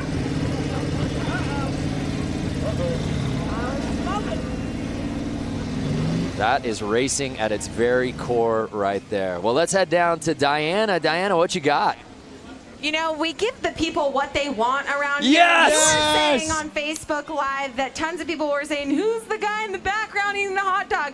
That's Kevin. And Kevin is a Milwaukee local, and he clearly loves hot dogs. He's even out in 95 Harley, and I do love hot dogs. Yeah. He has a 95 Harley, and he loves hot dogs. So, Kevin, you're a man of many talents. Let's talk about it. You're an engineer. You have a boat. You have a Harley. What else is on your bucket list? The 120th, I think that's going to be better. We're going to have faster racers here, and Milwaukee is going to be having a world championship with the Bucks, and the Packers will be 3 years in a row Super Bowl champions. God bless Wisconsin. We love Harley. And cheese. Manufacturing, I want them to stay here, but God damn it, we love Harley. Amen. Woo! This guy's famous, and we give the people what they Everybody get a want. hot dog. Where's my beer? Okay, so Brandon Lance, we're going to take it back to you, giving the people what they want right here. Kevin! Our day is complete. Diana, thank you so much for tracking down Hot Dog Guy. We thank you. The people of the great state of Wisconsin, thank you. And everyone watching on Facebook, thanks you. A lot of Hot Dog Man fans out there, that's for sure. Amen. Buy that guy a beer. We gave the people what they wanted. Hot Dog Man for President 2020. For those of you just viewing right now. Yeah, going, what, why, how, where? Earlier, Diana Dahlgren was interviewing somebody out there in the infield, and that fine gentleman just walked up behind him and just unloaded on a hot dog on camera and really stole the scene. And Lance and I, to be quite candid, we haven't been the same since. No, we pulled our phones out, taking photos of it. It was definitely a highlight of the day. Well, Diana, of course, is busy on top of doing the sidelines here today. She also catching up with the fans. She caught up with some a little earlier today and asked that philosophical question, what does it mean to be a biker? Here at the Harley-Davidson Museum, it's a constant festival, a revolving door of thousands of people who share a common passion and a common philosophy. I'm sure you get the same answer from everybody. Freedom, you're out there in the air. I mean, there's nothing inhibiting you, or you can feel the road, you can feel the wind. To be a biker, you have to be resilient and willing to be flexible. You have to have a sense of adventure to be able to enjoy Harleys like you're supposed to. To be a biker, you have to be free. It gives you the freedom to go out and do the things you want to do. Something you really have to do. It's not something you can explain, really. It's a part of just the whole camaraderie, the family. You get on one, you kind of forget what your problems are, you forget what you've done all day. It's just a matter of realizing what you've got and enjoying it. To be a biker, you have to be someone who loves to ride. I mean, that's the reason we do it. Something just kind of hits you here. It's just the rumble. I just love it. I get tears in my eyes thinking about this one. It's a way of life. It's something I've been doing for 52 years. And once you get on a bike, it's so free. It's just a freedom that it's hard to describe unless you do it. I'll never forget the first time I got to ride. It was on the back of my dad's bike, and it was indescribable. Luckily, some of my friends are able to put it into words.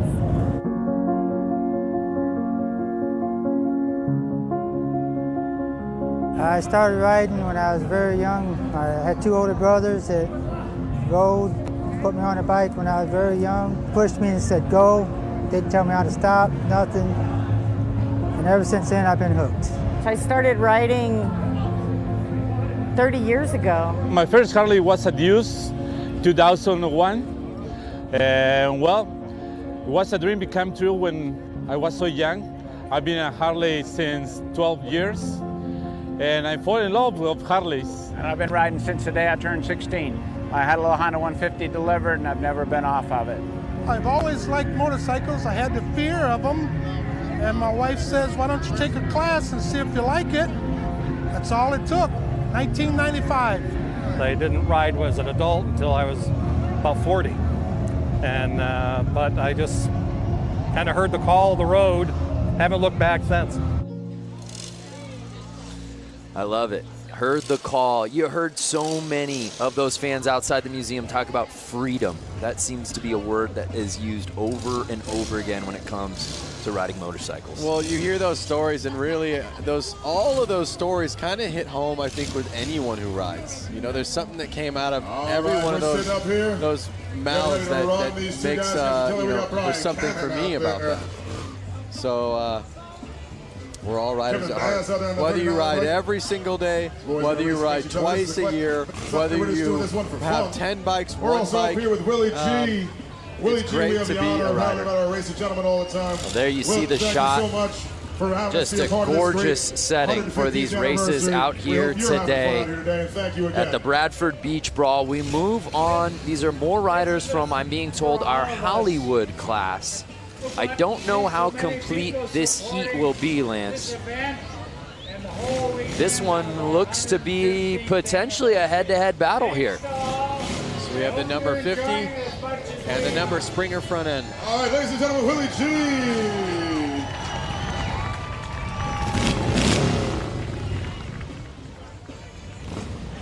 So that 50 bike has had no problem with this course out here today.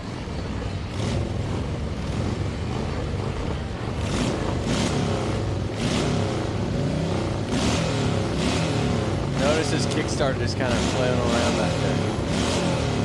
So much vibration going through those bikes right now.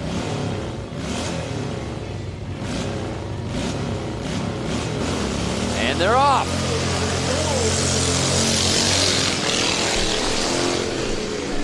And again, the 50 bike showing no problem out the gate, takes the early lead. Is 50 going to do it again? Yeah, well, let's find out. He's leaving the inside open. Number 39. But no, 50 around that turn is able to maintain the lead. There may be no looking back for him now. The Hollywood 80 exhibition race. Look at him roosting.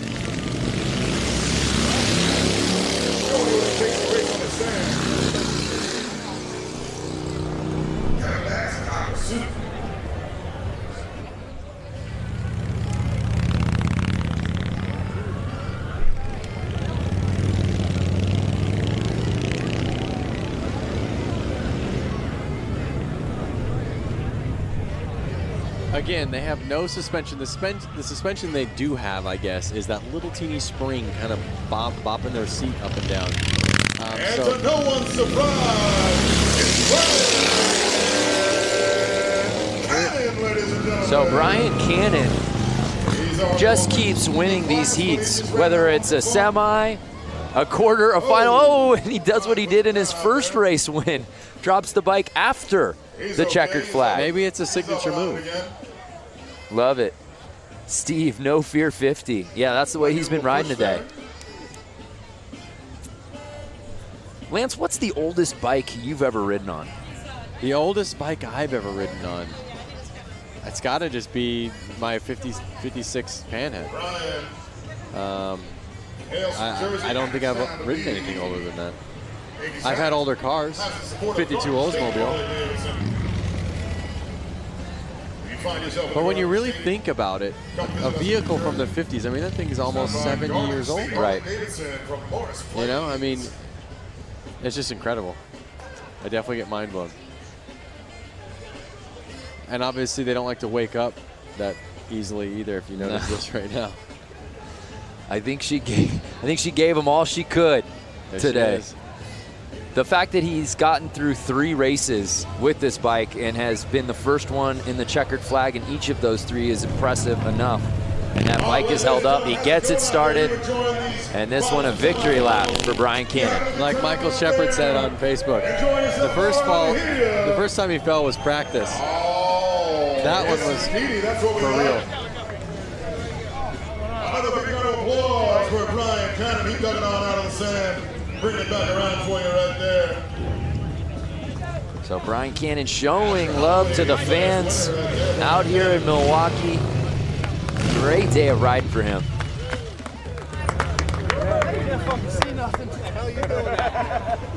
I was trying to go real fast into the turn and then break the downshift, but it's fucking lost down. It's the Harley-Davidson 115th anniversary celebration. We had Flat Out Friday last night in downtown Milwaukee. We had a hill climb at a small ski resort earlier today, and we wrap up the weekend contests out here at beautiful Bradford Beach.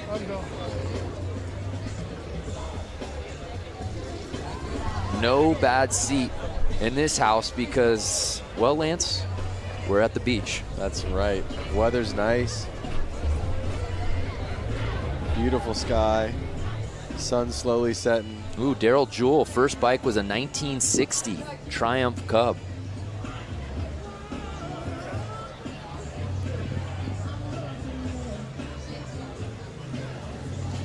So the sun is setting on a gorgeous day out here on the water. Weather has been perfect.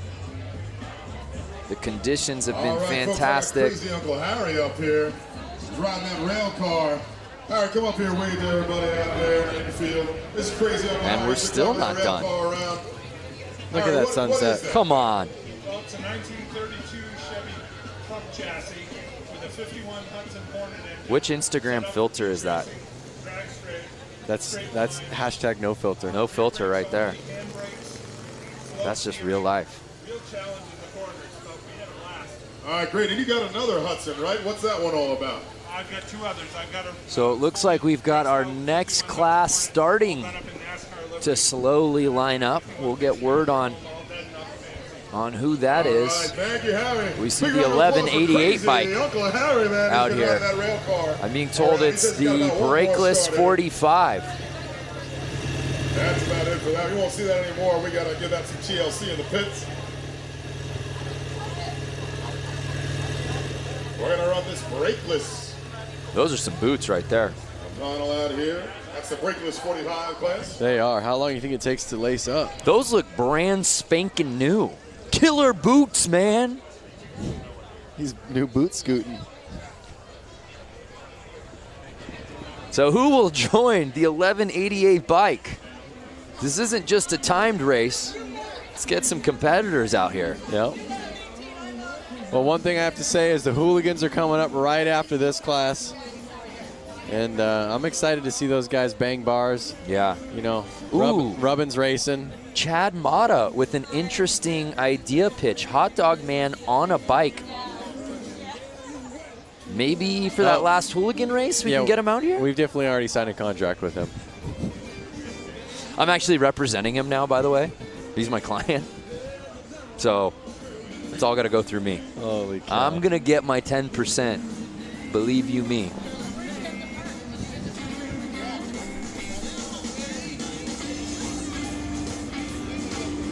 I know you come out here quite a bit for various things, being an ambassador as you have been for Harley-Davidson for a long time. If you could just talk about the power of this city. Obviously, Harley-Davidson really runs through the blood of Milwaukee, but man, it's really on display this weekend. It really is. I mean, you can see, you know, freeway overpasses where there's sculptures on them, and it's a guy riding a Harley. All through town, there's Harley-David memorabilia, whether it's inside bars, inside restaurants. Everything kind of goes back to Harley-Davidson. It's really something, and the reason why I'm such a fan of Harleys is it's such an American icon, and it's so cool that it hasn't moved cities. It's been here the whole time. They just stay true to the brand. And we have another competitor. I don't see a plate there. Hey, Germany represented. I told you they came from far and wide. I don't know that he rode from Germany, though. Well, maybe he like rode his bike onto a cruise ship, sat on it Sat the on whole the way bike here. the entire trip. Yep. Plausible. We're going to need Mythbusters on this one. That's what's been really neat, too. And on top of obviously seeing all the different bikes and where they're coming from, but seeing the Harley clubs, those riders, and seeing the different patches and the different vests, that's been really neat. Yep. There's everybody's favorite flag girl. Oh, wow. Kuwait. Look at that shirt. Come on. That is amazing. It's a very cool shirt.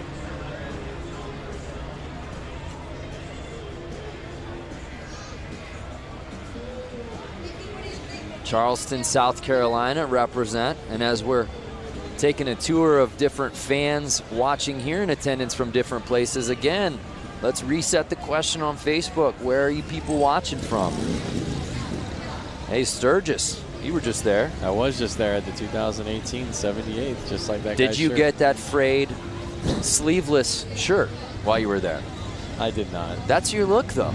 Or you only do that with the jean shorts. Yeah. You don't do that with the tops. The jorts. That's right, the jorts. Yeah. Coleman Warner, CCR playing in the background. That's right, very astute. Well, let's head down to Diana Dahlgren. Diana, what's the vibe like down there right now? I am standing here with a hooligan, Benny Carlson, and you know what? We know him because, put your arms out. We got to show, there we go.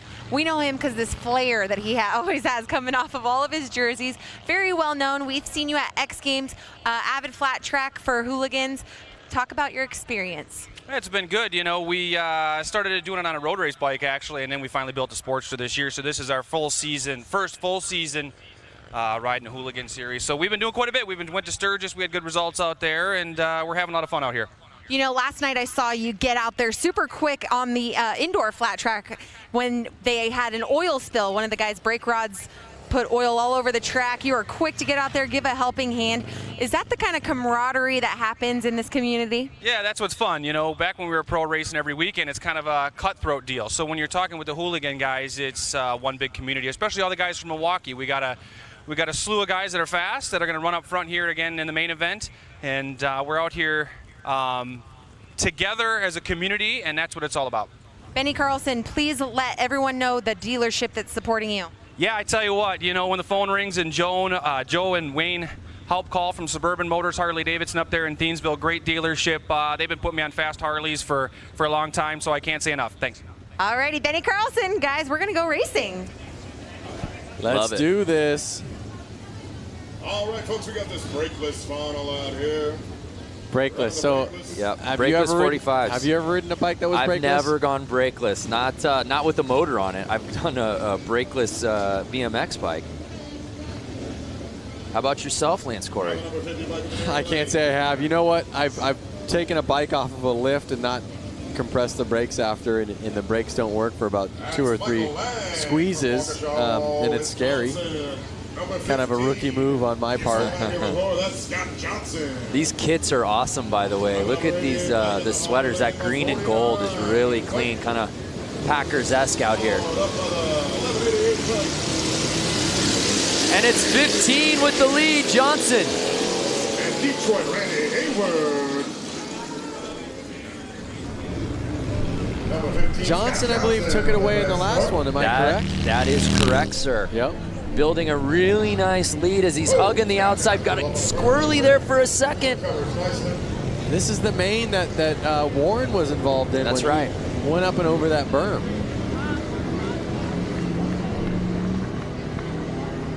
There you go. And right now, Johnson just building that lead as he hugs that outside wall. I was just going to say, notice how Johnson's almost kind of riding the berm. Listen to his bike rip by.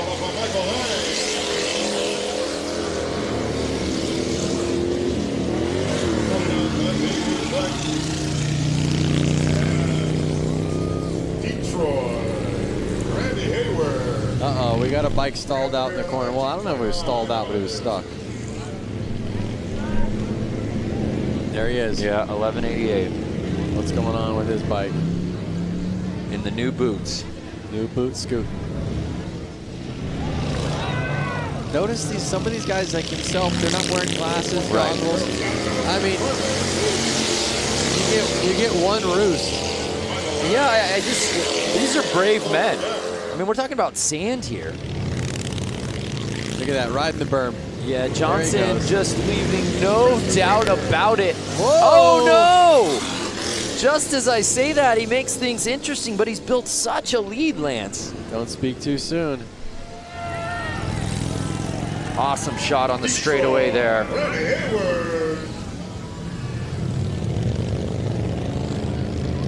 Look at that. wide open for the checkered. On the gas. Epic. Scott Johnson. So Scott Johnson takes the checkered here in the brakeless 45 class. Yep. And he went out front. He owned that race. Yeah, there was no doubt. Got the whole shot. Rode outside early, and then there was no looking back. Let's take another look right out the gate. Just so much control right from the start. He had it in his eyes. He had it in his brain. I'm going to be the first one in corner one. I'm going to rail these corners, and I'm going to take home this checkered flag. Scott is a local, so, you know, did he sleep in his own bed tonight? Was he the most comfortable? Was he secretly training on these beaches? Big round of applause for Randy, everybody. Detroit. Yes. Nearly a 90-year-old bike. Yeah, just incredible. 1929. So awesome. So Scott Johnson, he did make it interesting a little late, but again, just had such a sizable lead. No one could catch him.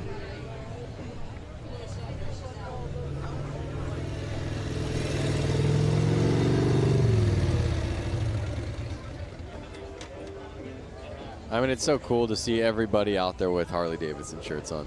You know, I mean, it just shows you that Harley means that much to them. Yeah. You know, it's like all of these people out there, they have any shirt that they can wear, any shirt they want to wear. They want to wear a Harley-Davidson shirt.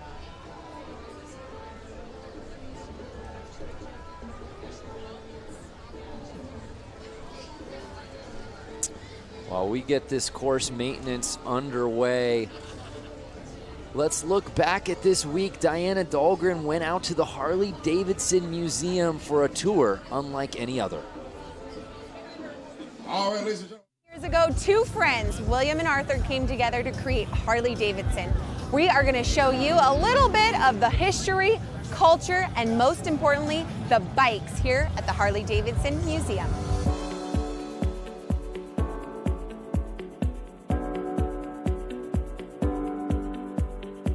Behind us is the bike that started it all. Yep. Which is gorgeous. The oldest Harley-Davidson in existence.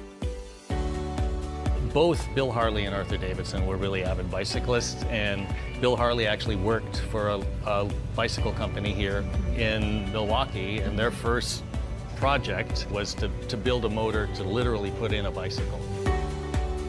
You can see how they kind of shaped the frame so that it would embrace the engine, and that kind of set the standard for what we still do now. Can I write it out of here?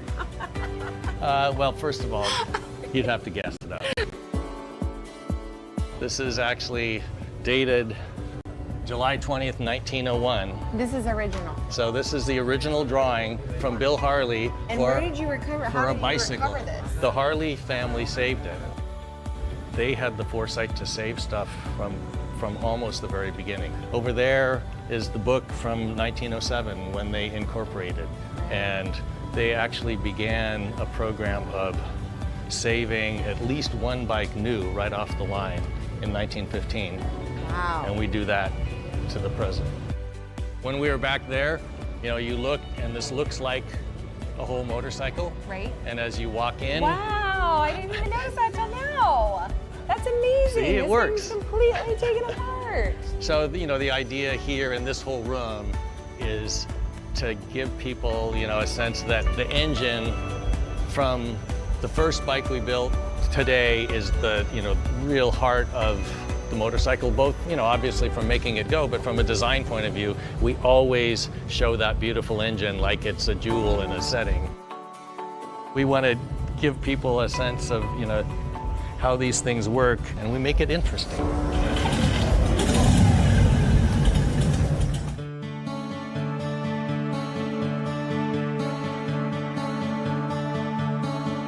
By 1920, we were the largest motorcycle company in the world and sold over 28,000. In those early decades, there were dozens we think, as many as 60 different American motorcycle companies. By the time we came out of the Depression, there were only 2 companies left. You know, the major turning point was World War II. Over the course of World War II, we made almost 90,000 military bikes. What kind of jobs in the military were Harleys actually assigned to? They were mostly, they called them dispatch riders. Okay. So they were taking messages from one place to another. Our story weaves in and out of the story of American history. This is the bike that this badass cyborg Arnold has to ride. Schwarzenegger. The real Captain America in the comic book, he rides a WLA. Right. The original didn't come with flamethrowers and stuff like rocket launchers. Like the Terminator, one thing that's great is it's kind of, you know, it's not just like a car, it's a character. So Jim, we've walked around. There's a lot of stuff in this museum. Yeah.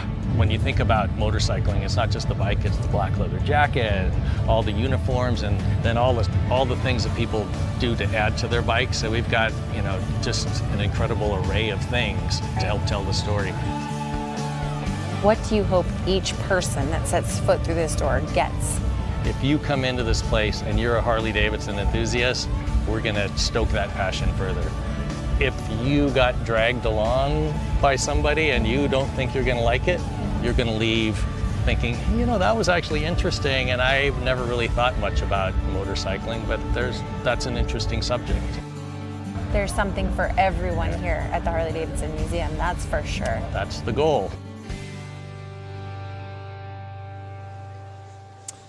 Such an incredible experience. We encourage anybody out here that hasn't gone to the museum, I don't know why you wouldn't, go there now. If you're thinking about, hey, I'd like to go see it, maybe do it. Go, you will not be disappointed. Hey, we've still got a couple more races to go out here, Lance. Up next, the Hooligan Main. I know this is one that the fans out here at Bradford Beach very excited about. That is for sure. These bikes have a lot more power than the other bikes you've been seeing out there. They're a little bit easier to handle. They have proper hand clutch, foot brake, foot shifting. So they are going to get a little bit higher speeds, and you're going to see these guys go wild. Well, let's go down to Diana as we continue to see the course maintenance happening. Diana, what you got? Yeah, I'm standing here with Scott Johnson. He just took the win on that last race. Congratulations, not only taking the win there, but earlier this evening. I mean, you're just dominating tonight. Thanks, I'm having a really great night. It's a really amazing track. How is the course, being that this is the first time this has been done in over 100 years? It's awesome. I mean, you couldn't really ask for anything better. It's like riding motorcycles on the beach in an oval, flat track style. They've been doing a great job preparing the track. Everybody out here has been awesome. It's nothing couldn't be better. That's amazing. Okay, so we got to talk about your crew because they were all yelling at us as we were coming out here. Let's send them a little love. Yeah, I'd like to thank my best friend, Junior Cycle Products, Warren Heyer. He's like one set up my bike and always works on it. And my buddy Kendall, he does great paint and he's a really good mechanic. My buddy Jeremiah, who's in town to help out, and of course Harley-Davidson for throwing this amazing event. Yeah, Harley-Davidson. This is just this is epic. I mean, I hope people understand how completely epic this is. This just is blowing my mind every time I come out here and look at it, and that's happened 20 times today. So. That's right, completely epic. Doesn't even describe how amazing this experience is to be on Bradford Beach. I mean, like I said, over 100 years since the last race was contended here. So guys, we're gonna get ready for the Hooligan as soon as they get done doing this track. Are you ready to race? Yeah, absolutely. Scott Johnson. All right.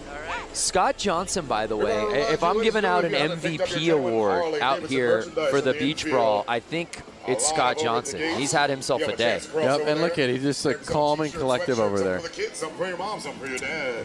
Here's a crazy idea. What if instead of just, softening out this course, what if the rollers that you see behind the water truck, what if those guys went head-to-head and raced this course? We had a couple people on Facebook asking for that. I have no idea what the top speed is. I feel like they're going as fast as they can go. Would it be dangerous if they accidentally went off the course? Yeah, absolutely it would be, but that's part of the appeal, I suppose. Okay. Okay. So that way there's never really a course hold. When they go racing, let me know so I can get as far away from this as I can. No, you're calling it, my friend. So if you're just joining us, hopefully you stay with us because you're in for a treat. We've still got some huge races coming up. The Hooligan Main, the Trog exhibition right around the corner as we get this course ready. It's the Harley-Davidson 115th anniversary celebration. We had flat track racing indoors last night at Flat Out Friday. We had a hill climb out earlier this morning at Little Switzerland Ski Resort. And we end our night out at the beach. All right, folks, we're wrapping up the track maintenance. We're sending these boys around for the Bradford Beach Brawl. And I believe that if the viewers watching right now didn't have an opportunity to tune in live to last night's flat track racing as well as this morning's hill climb, they can actually go through Harley's Facebook, find those videos, be able to kind of watch the times that they want to watch. Ooh, that is correct, sir. Yeah, so right now we're live. If you're watching the beach, we are very much live, but you can go back and relive the great moments from the weekend. Say you're a big hill climb fan, but you missed it. You had Saturday plans. All good. Go find the video of all the races. We got a cornucopia of highlights for you to go watch. Go find the video of JJ launching his Sportster up Little Switzerland Mountain. Was that ever a run? Let's head back down to Diana.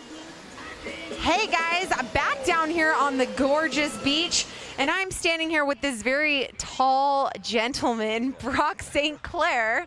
Did I get it right? St. Clair? Yeah. Yes. Okay. The only reason why I know his last name is because I thought it was the city where he was from. Anyways, long story short, we'll move on. Okay, Brock. Yes. We are here at the 115th anniversary. As you know, huge parties happening all week long. We've been together hanging out in the festivals and concerts and all these events. How has your experience been as the Freedom intern? Undescribable. I mean, it's been such a life-changing experience, and it's so much that it's really one of those things where right now there's so much happening. It's incredible, but I know that in the future, especially, I'll look back and be like, oh my God, I actually did all those insane things. But yeah, no, definitely amazing, and it's incredible to be a part of this anniversary and all the excitement involved.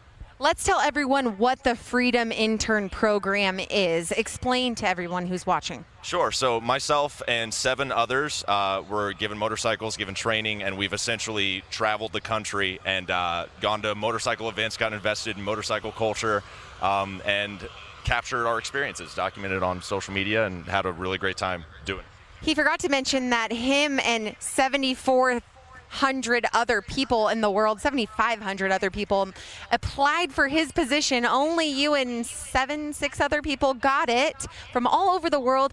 Tell us where you started for the ride home. I started in the Northeast. I was in Boston, and I met up with the crew in York, Pennsylvania, which is where the plant is. So we got to tour, and then we rode back with the crew. They were all great. It was super fun. And go through the rest of the Freedom interns. Where did they start? Or where were they riding this summer, I should say? Okay, so Tessa and I rode out to the West Coast initially. Alex was down in the Southeast. He started in Florida and then was all about, I think he went all the way out to the West Coast too. Has done like 11,000 miles. He did the Iron Butt Challenge, actually, which is 1,000 miles in a day, which is insane. Emma's out in California. Han has been up in the Northeast through Maine. He's from Ohio, and he's been really just all over. I mean, like, we've seen so much of the country in such a cool way. I mean, there's no better way to do it than on a motorcycle, so really awesome. Well, these 7 Freedom interns, they went through extensive interviews, and they were the lucky winners. Congratulations. Thank you for representing our brand, Harley-Davidson, in such a wonderful way, showing young people as well. He's only 21 years old, showing the young generation that they can take out a a huge hog, a street glide, and roll it around the country, 14,000 miles worth, give or take. So thank you so much, Brock. Thank you to the rest of the Freedom interns. We hope to see more Freedom interns next year and the years to come. Hopefully at the 120th anniversary, we'll see some more, and we'll see Brock come with, hey, maybe a wife or kids. All right, guys, we're going to take it back up to you. Hashtag Find Your Freedom. That is such an amazing program. You know, I applied. Didn't even hear back from admissions. Yeah, because you weren't going to college, train a real intern. Oh, is that what it is? I think they said they were out of college. Or Oh, that makes me feel better then. Why I didn't get in. I would love the job. Absolutely. Hashtag Find Your Freedom. Learn more about it online. Whether you ride bikes or are wanting to get into it, there's no better program, especially for young people. It's just absolutely amazing. Imagine getting into the culture, getting to document everything for social media. Are you kidding me? Be rad. Sign me up. Battle of man, machine versus sand. So the course looks good to me, Lance Corey. I feel like the show must go on. The show must go on. We have the flagger girl out there getting ready over at the starting line. You having fun? I see you out there. All right now. Look at those colors. Yeah, everything is just absolutely outstanding out here today. Weather's still so good. We've still got some sunlight to work with here. And as long as we got sun, we're racing. Yep. If your friends are calling you up, wondering what you're doing right now, they want you to come help them move a couch. They want you to come help them do some yard work, spread some mulch out. You tell them, I can't do it, bro. All right, so it's I'm at the Bradford Beach time for that Brawl. hooligan That's right. main. Curious for those fans watching at home, do you have a favorite hooligan? Do you belong to a hooligan club yourself? Be sure to tag Harley-Davidson, tag all that stuff, tag the Race of Gentlemen, hashtag Bradford Beach Brawl. Do it up, let everybody know where you're at. Make all your friends Lance, jealous. I know you being an LA-based guy, you're very close to so many of these Southern California hooligans that we've seen out here this weekend. I'm not sure if any of them really made it into the out into this one, yeah. Into the main. A lot of guys are coming out of the woodworks. A lot of good riders who you know, are 9-to-5ers. They're out there. Yeah, they are out there. And they're actually coming on the track right now. The hooligan main event is going to happen. We are seconds away. They're passing me. I'm inches away from these guys. So talented, and a lot of these guys have competed in multiple events this weekend, guys. Talk about a few of these riders and all their talent, the talent field they carry. Diana, you've gotten a chance to hang with a lot of these guys you've interviewed, half if not most of them throughout the 2 days of action out here. They all just have such fantastic stories on how they got here. It's easy for fans to get behind and root for guys like this hooligan class, right? Yeah, that's right. And you know what? There are a handful of hooligans that didn't qualify into this event. I bet they're so bummed about it. But you know what? Like we saw, racing is racing. JJ Flaherty going down in the shaded area, you know, with one hand off the wheelbars. Anything can happen in racing, and that's the coolest part about it. Is it always a surprise? It is always a surprise. So there you see the format for tonight's main. Big names here in this hooligan main. Of course, Danny Holbus, Benny Carlson, Joshua Young, and Hansen, and we're off! And again, remember, these bikes are faster and they're easier to handle than those old bikes. We're gonna see some fast racing here. And we're seeing more of the same from Hansen. We saw it earlier in his previous heat, taking the lead, going tight on the turns, and he looks like the one to beat, Lance. It looks like he's out there in front and he's not letting off. Looking back. But he's looking back. He's hearing footsteps. It's Holbus, 142, trying to make the pass. Riding that outside line. Is the outside going to be faster? We'll see on the straightaway. Does he pass him? He slingshotted that outside corner. Oh, shaking, baking his way past 33. Is he going to keep staying on the outside? Is that going to be faster? We'll see, and the strategy works, Lance. They are on the gas. Now can Hansen return the favor on the inside? Look at him. Oh, he's gone. Wow, look at how rutted it's getting. Even after all that course maintenance, Lance. These bikes are powerful and they are roosting. Amazing. 2 laps to go. The Danny Holbus has been primarily riding on the outside, and he's holding the lead. Notice Holbus on that corner, on corner 4. He's actually riding the berm. Look at how high up he's going. Look at that. He's getting up on the berm. Watch him come out of this next corner. That's not easy to handle that bike through that. Watch him come up on this berm right here. He went up. Yeah, he's riding up on the wall. And that's it. Danny Holbus winning the Hooligan Main out here at the Bradford Beach Brawl. That's your Hooligan winner, ladies and gentlemen. Hopefully we can get a replay of that pass. Yeah, that was awesome. That was the pass of the night for sure. Holbus takes the win, followed by Hansen and Mishler rounding out your top 3. I hope you guys can hear that. Those engines ripping by our booth. And again, it was Hansen taking the early lead, had the whole shot, was riding the inside, couldn't ask for much more, but then you just see 142 Holbus zooming around that corner and on the straightaway, and there was no looking back, Lance. Yep, it was that slingshot effect. Look at these ruts. Just squirrely. A well-deserved victory lap.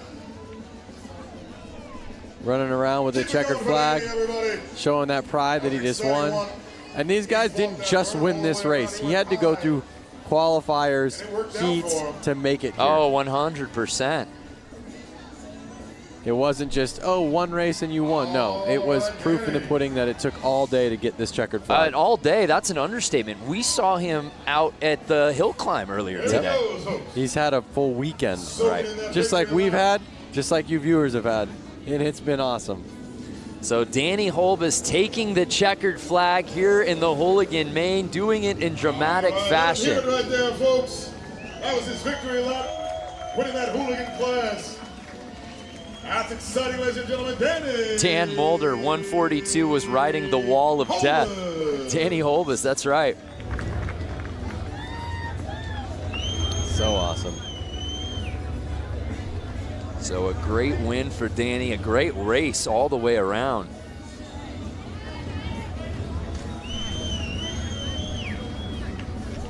Sometimes you want to just sit here in silence, just staring at it like in awe. Should we just not talk for the rest of the show?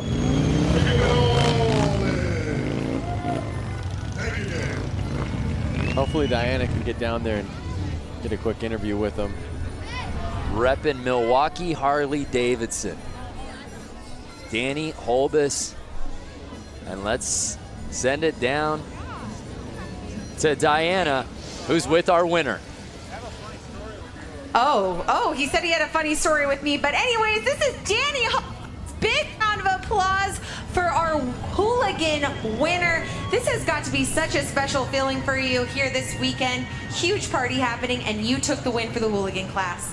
Yeah, I'm super pumped. I have so many friends and family here. It's been a super awesome day. I just can't thank everybody enough that's had my back. You know, all my friends, everybody at Milwaukee Harley, Fuel Cafe, WFO Racing Online, Blue Moon Customs, Von Zipper. I just can't thank everybody enough. I'm so happy. Like, I woke up this morning and we went to the hill climb and it was pouring rain and I didn't even think that was gonna happen. And it turned out perfect. Perfection. He rode the outside line for the win. Give another round of applause for your Hooligan winner, Danny Holbus. What an awesome race. What a win it was. I want to hear the story that he was teasing to Diana before he got the mic. We'll get that later, I suppose. But Danny Holbus, heck of a day. Saw him out at Hill Climb, performed super well out there. Made his way over here to the beach. Uh-oh, is this another Hooligan class?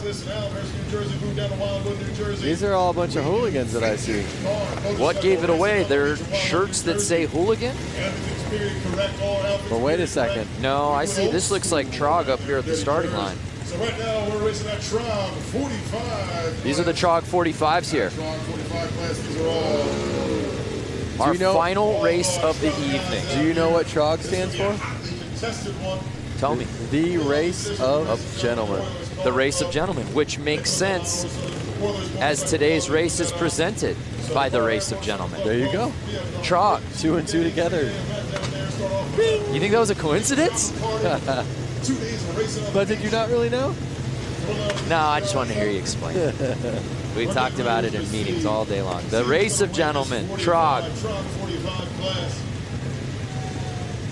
Keep an eye on these guys. So this is it. The final race of the weekend here at the Harley-Davidson 115th anniversary celebration. These guys are about to give it all they got. In the finals of the Trog 45 class. Checkered black girl looking at them, making sure they're all ready to go. And they're off! 6 bikes, our final race. Oh no!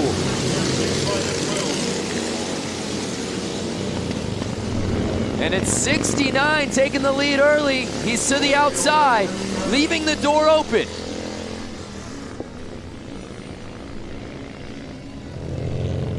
There they are again. Compared to the Hooligans, these bikes are a lot harder to ride. Yeah. No hand controls and not as good of suspension. A little bit slower engines. So these guys are wrestling. I'm hearing all the cons. How about the pros, Lance? The pros is the fact that they're riding bikes that are 50, 60, 70 years old. And they're keeping the dream alive. You know? So it's the Bike 69 with a sizable lead. Something is really going to have to go south for him to lose this thing. Oh, Detroit, right here. Pushing that 29 Harley-Davidson to the max. So we're in the midst of the Race of Gentlemen. The 69 gives a look back. It's our final race of the evening. On the gas. Their hands got to be tired. Their arms, their forearms got to be tired. One more flag. Final lap of the weekend. These guys are going to lay it all out on the line right here, right now. Trying to chase him down. Uh-oh. Making it interesting. They're getting tired. The track's getting rough. Currently in third. Can they keep it together? And Detroit, Randy Hayward. He's cruising now, Lance. Yeah. He's exhausted. You can tell these guys are beat. And there it is. The checkered flag of the night. 2018 races are in the books. 69 putting it down on the final race of the night, and the Race of Gentlemen officially in the books here at the Bradford Beach Brawl.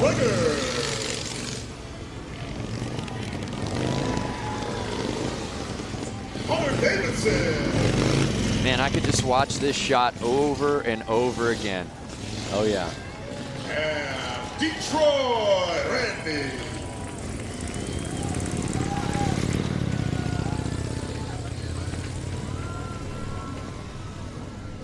Look at that city.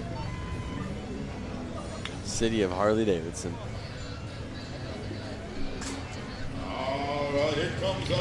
What a day of racing. What a weekend of racing. Congratulations to all our competitors here at the Bradford Beach Brawl. We kicked things off last night under the lights in the arena with Flat Out Friday. All the guys and gals putting on a show under the roof.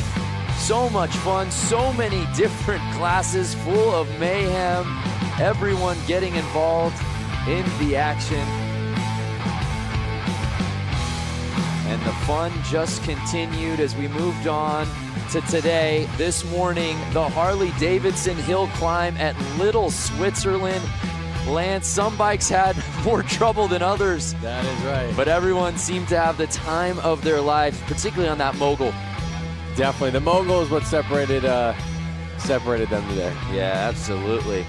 The riders and the fans alike pushing all of the extremes, the pouring rain, and then we wrapped up our weekend of racing with all of our classes out here for the Bradford Beach Brawl presented by the Race of Gentlemen. It seemed like every class had a little bit of everything. It's been awesome. What a weekend of racing. Thanks so much for watching the 115th anniversary Harley-Davidson celebration.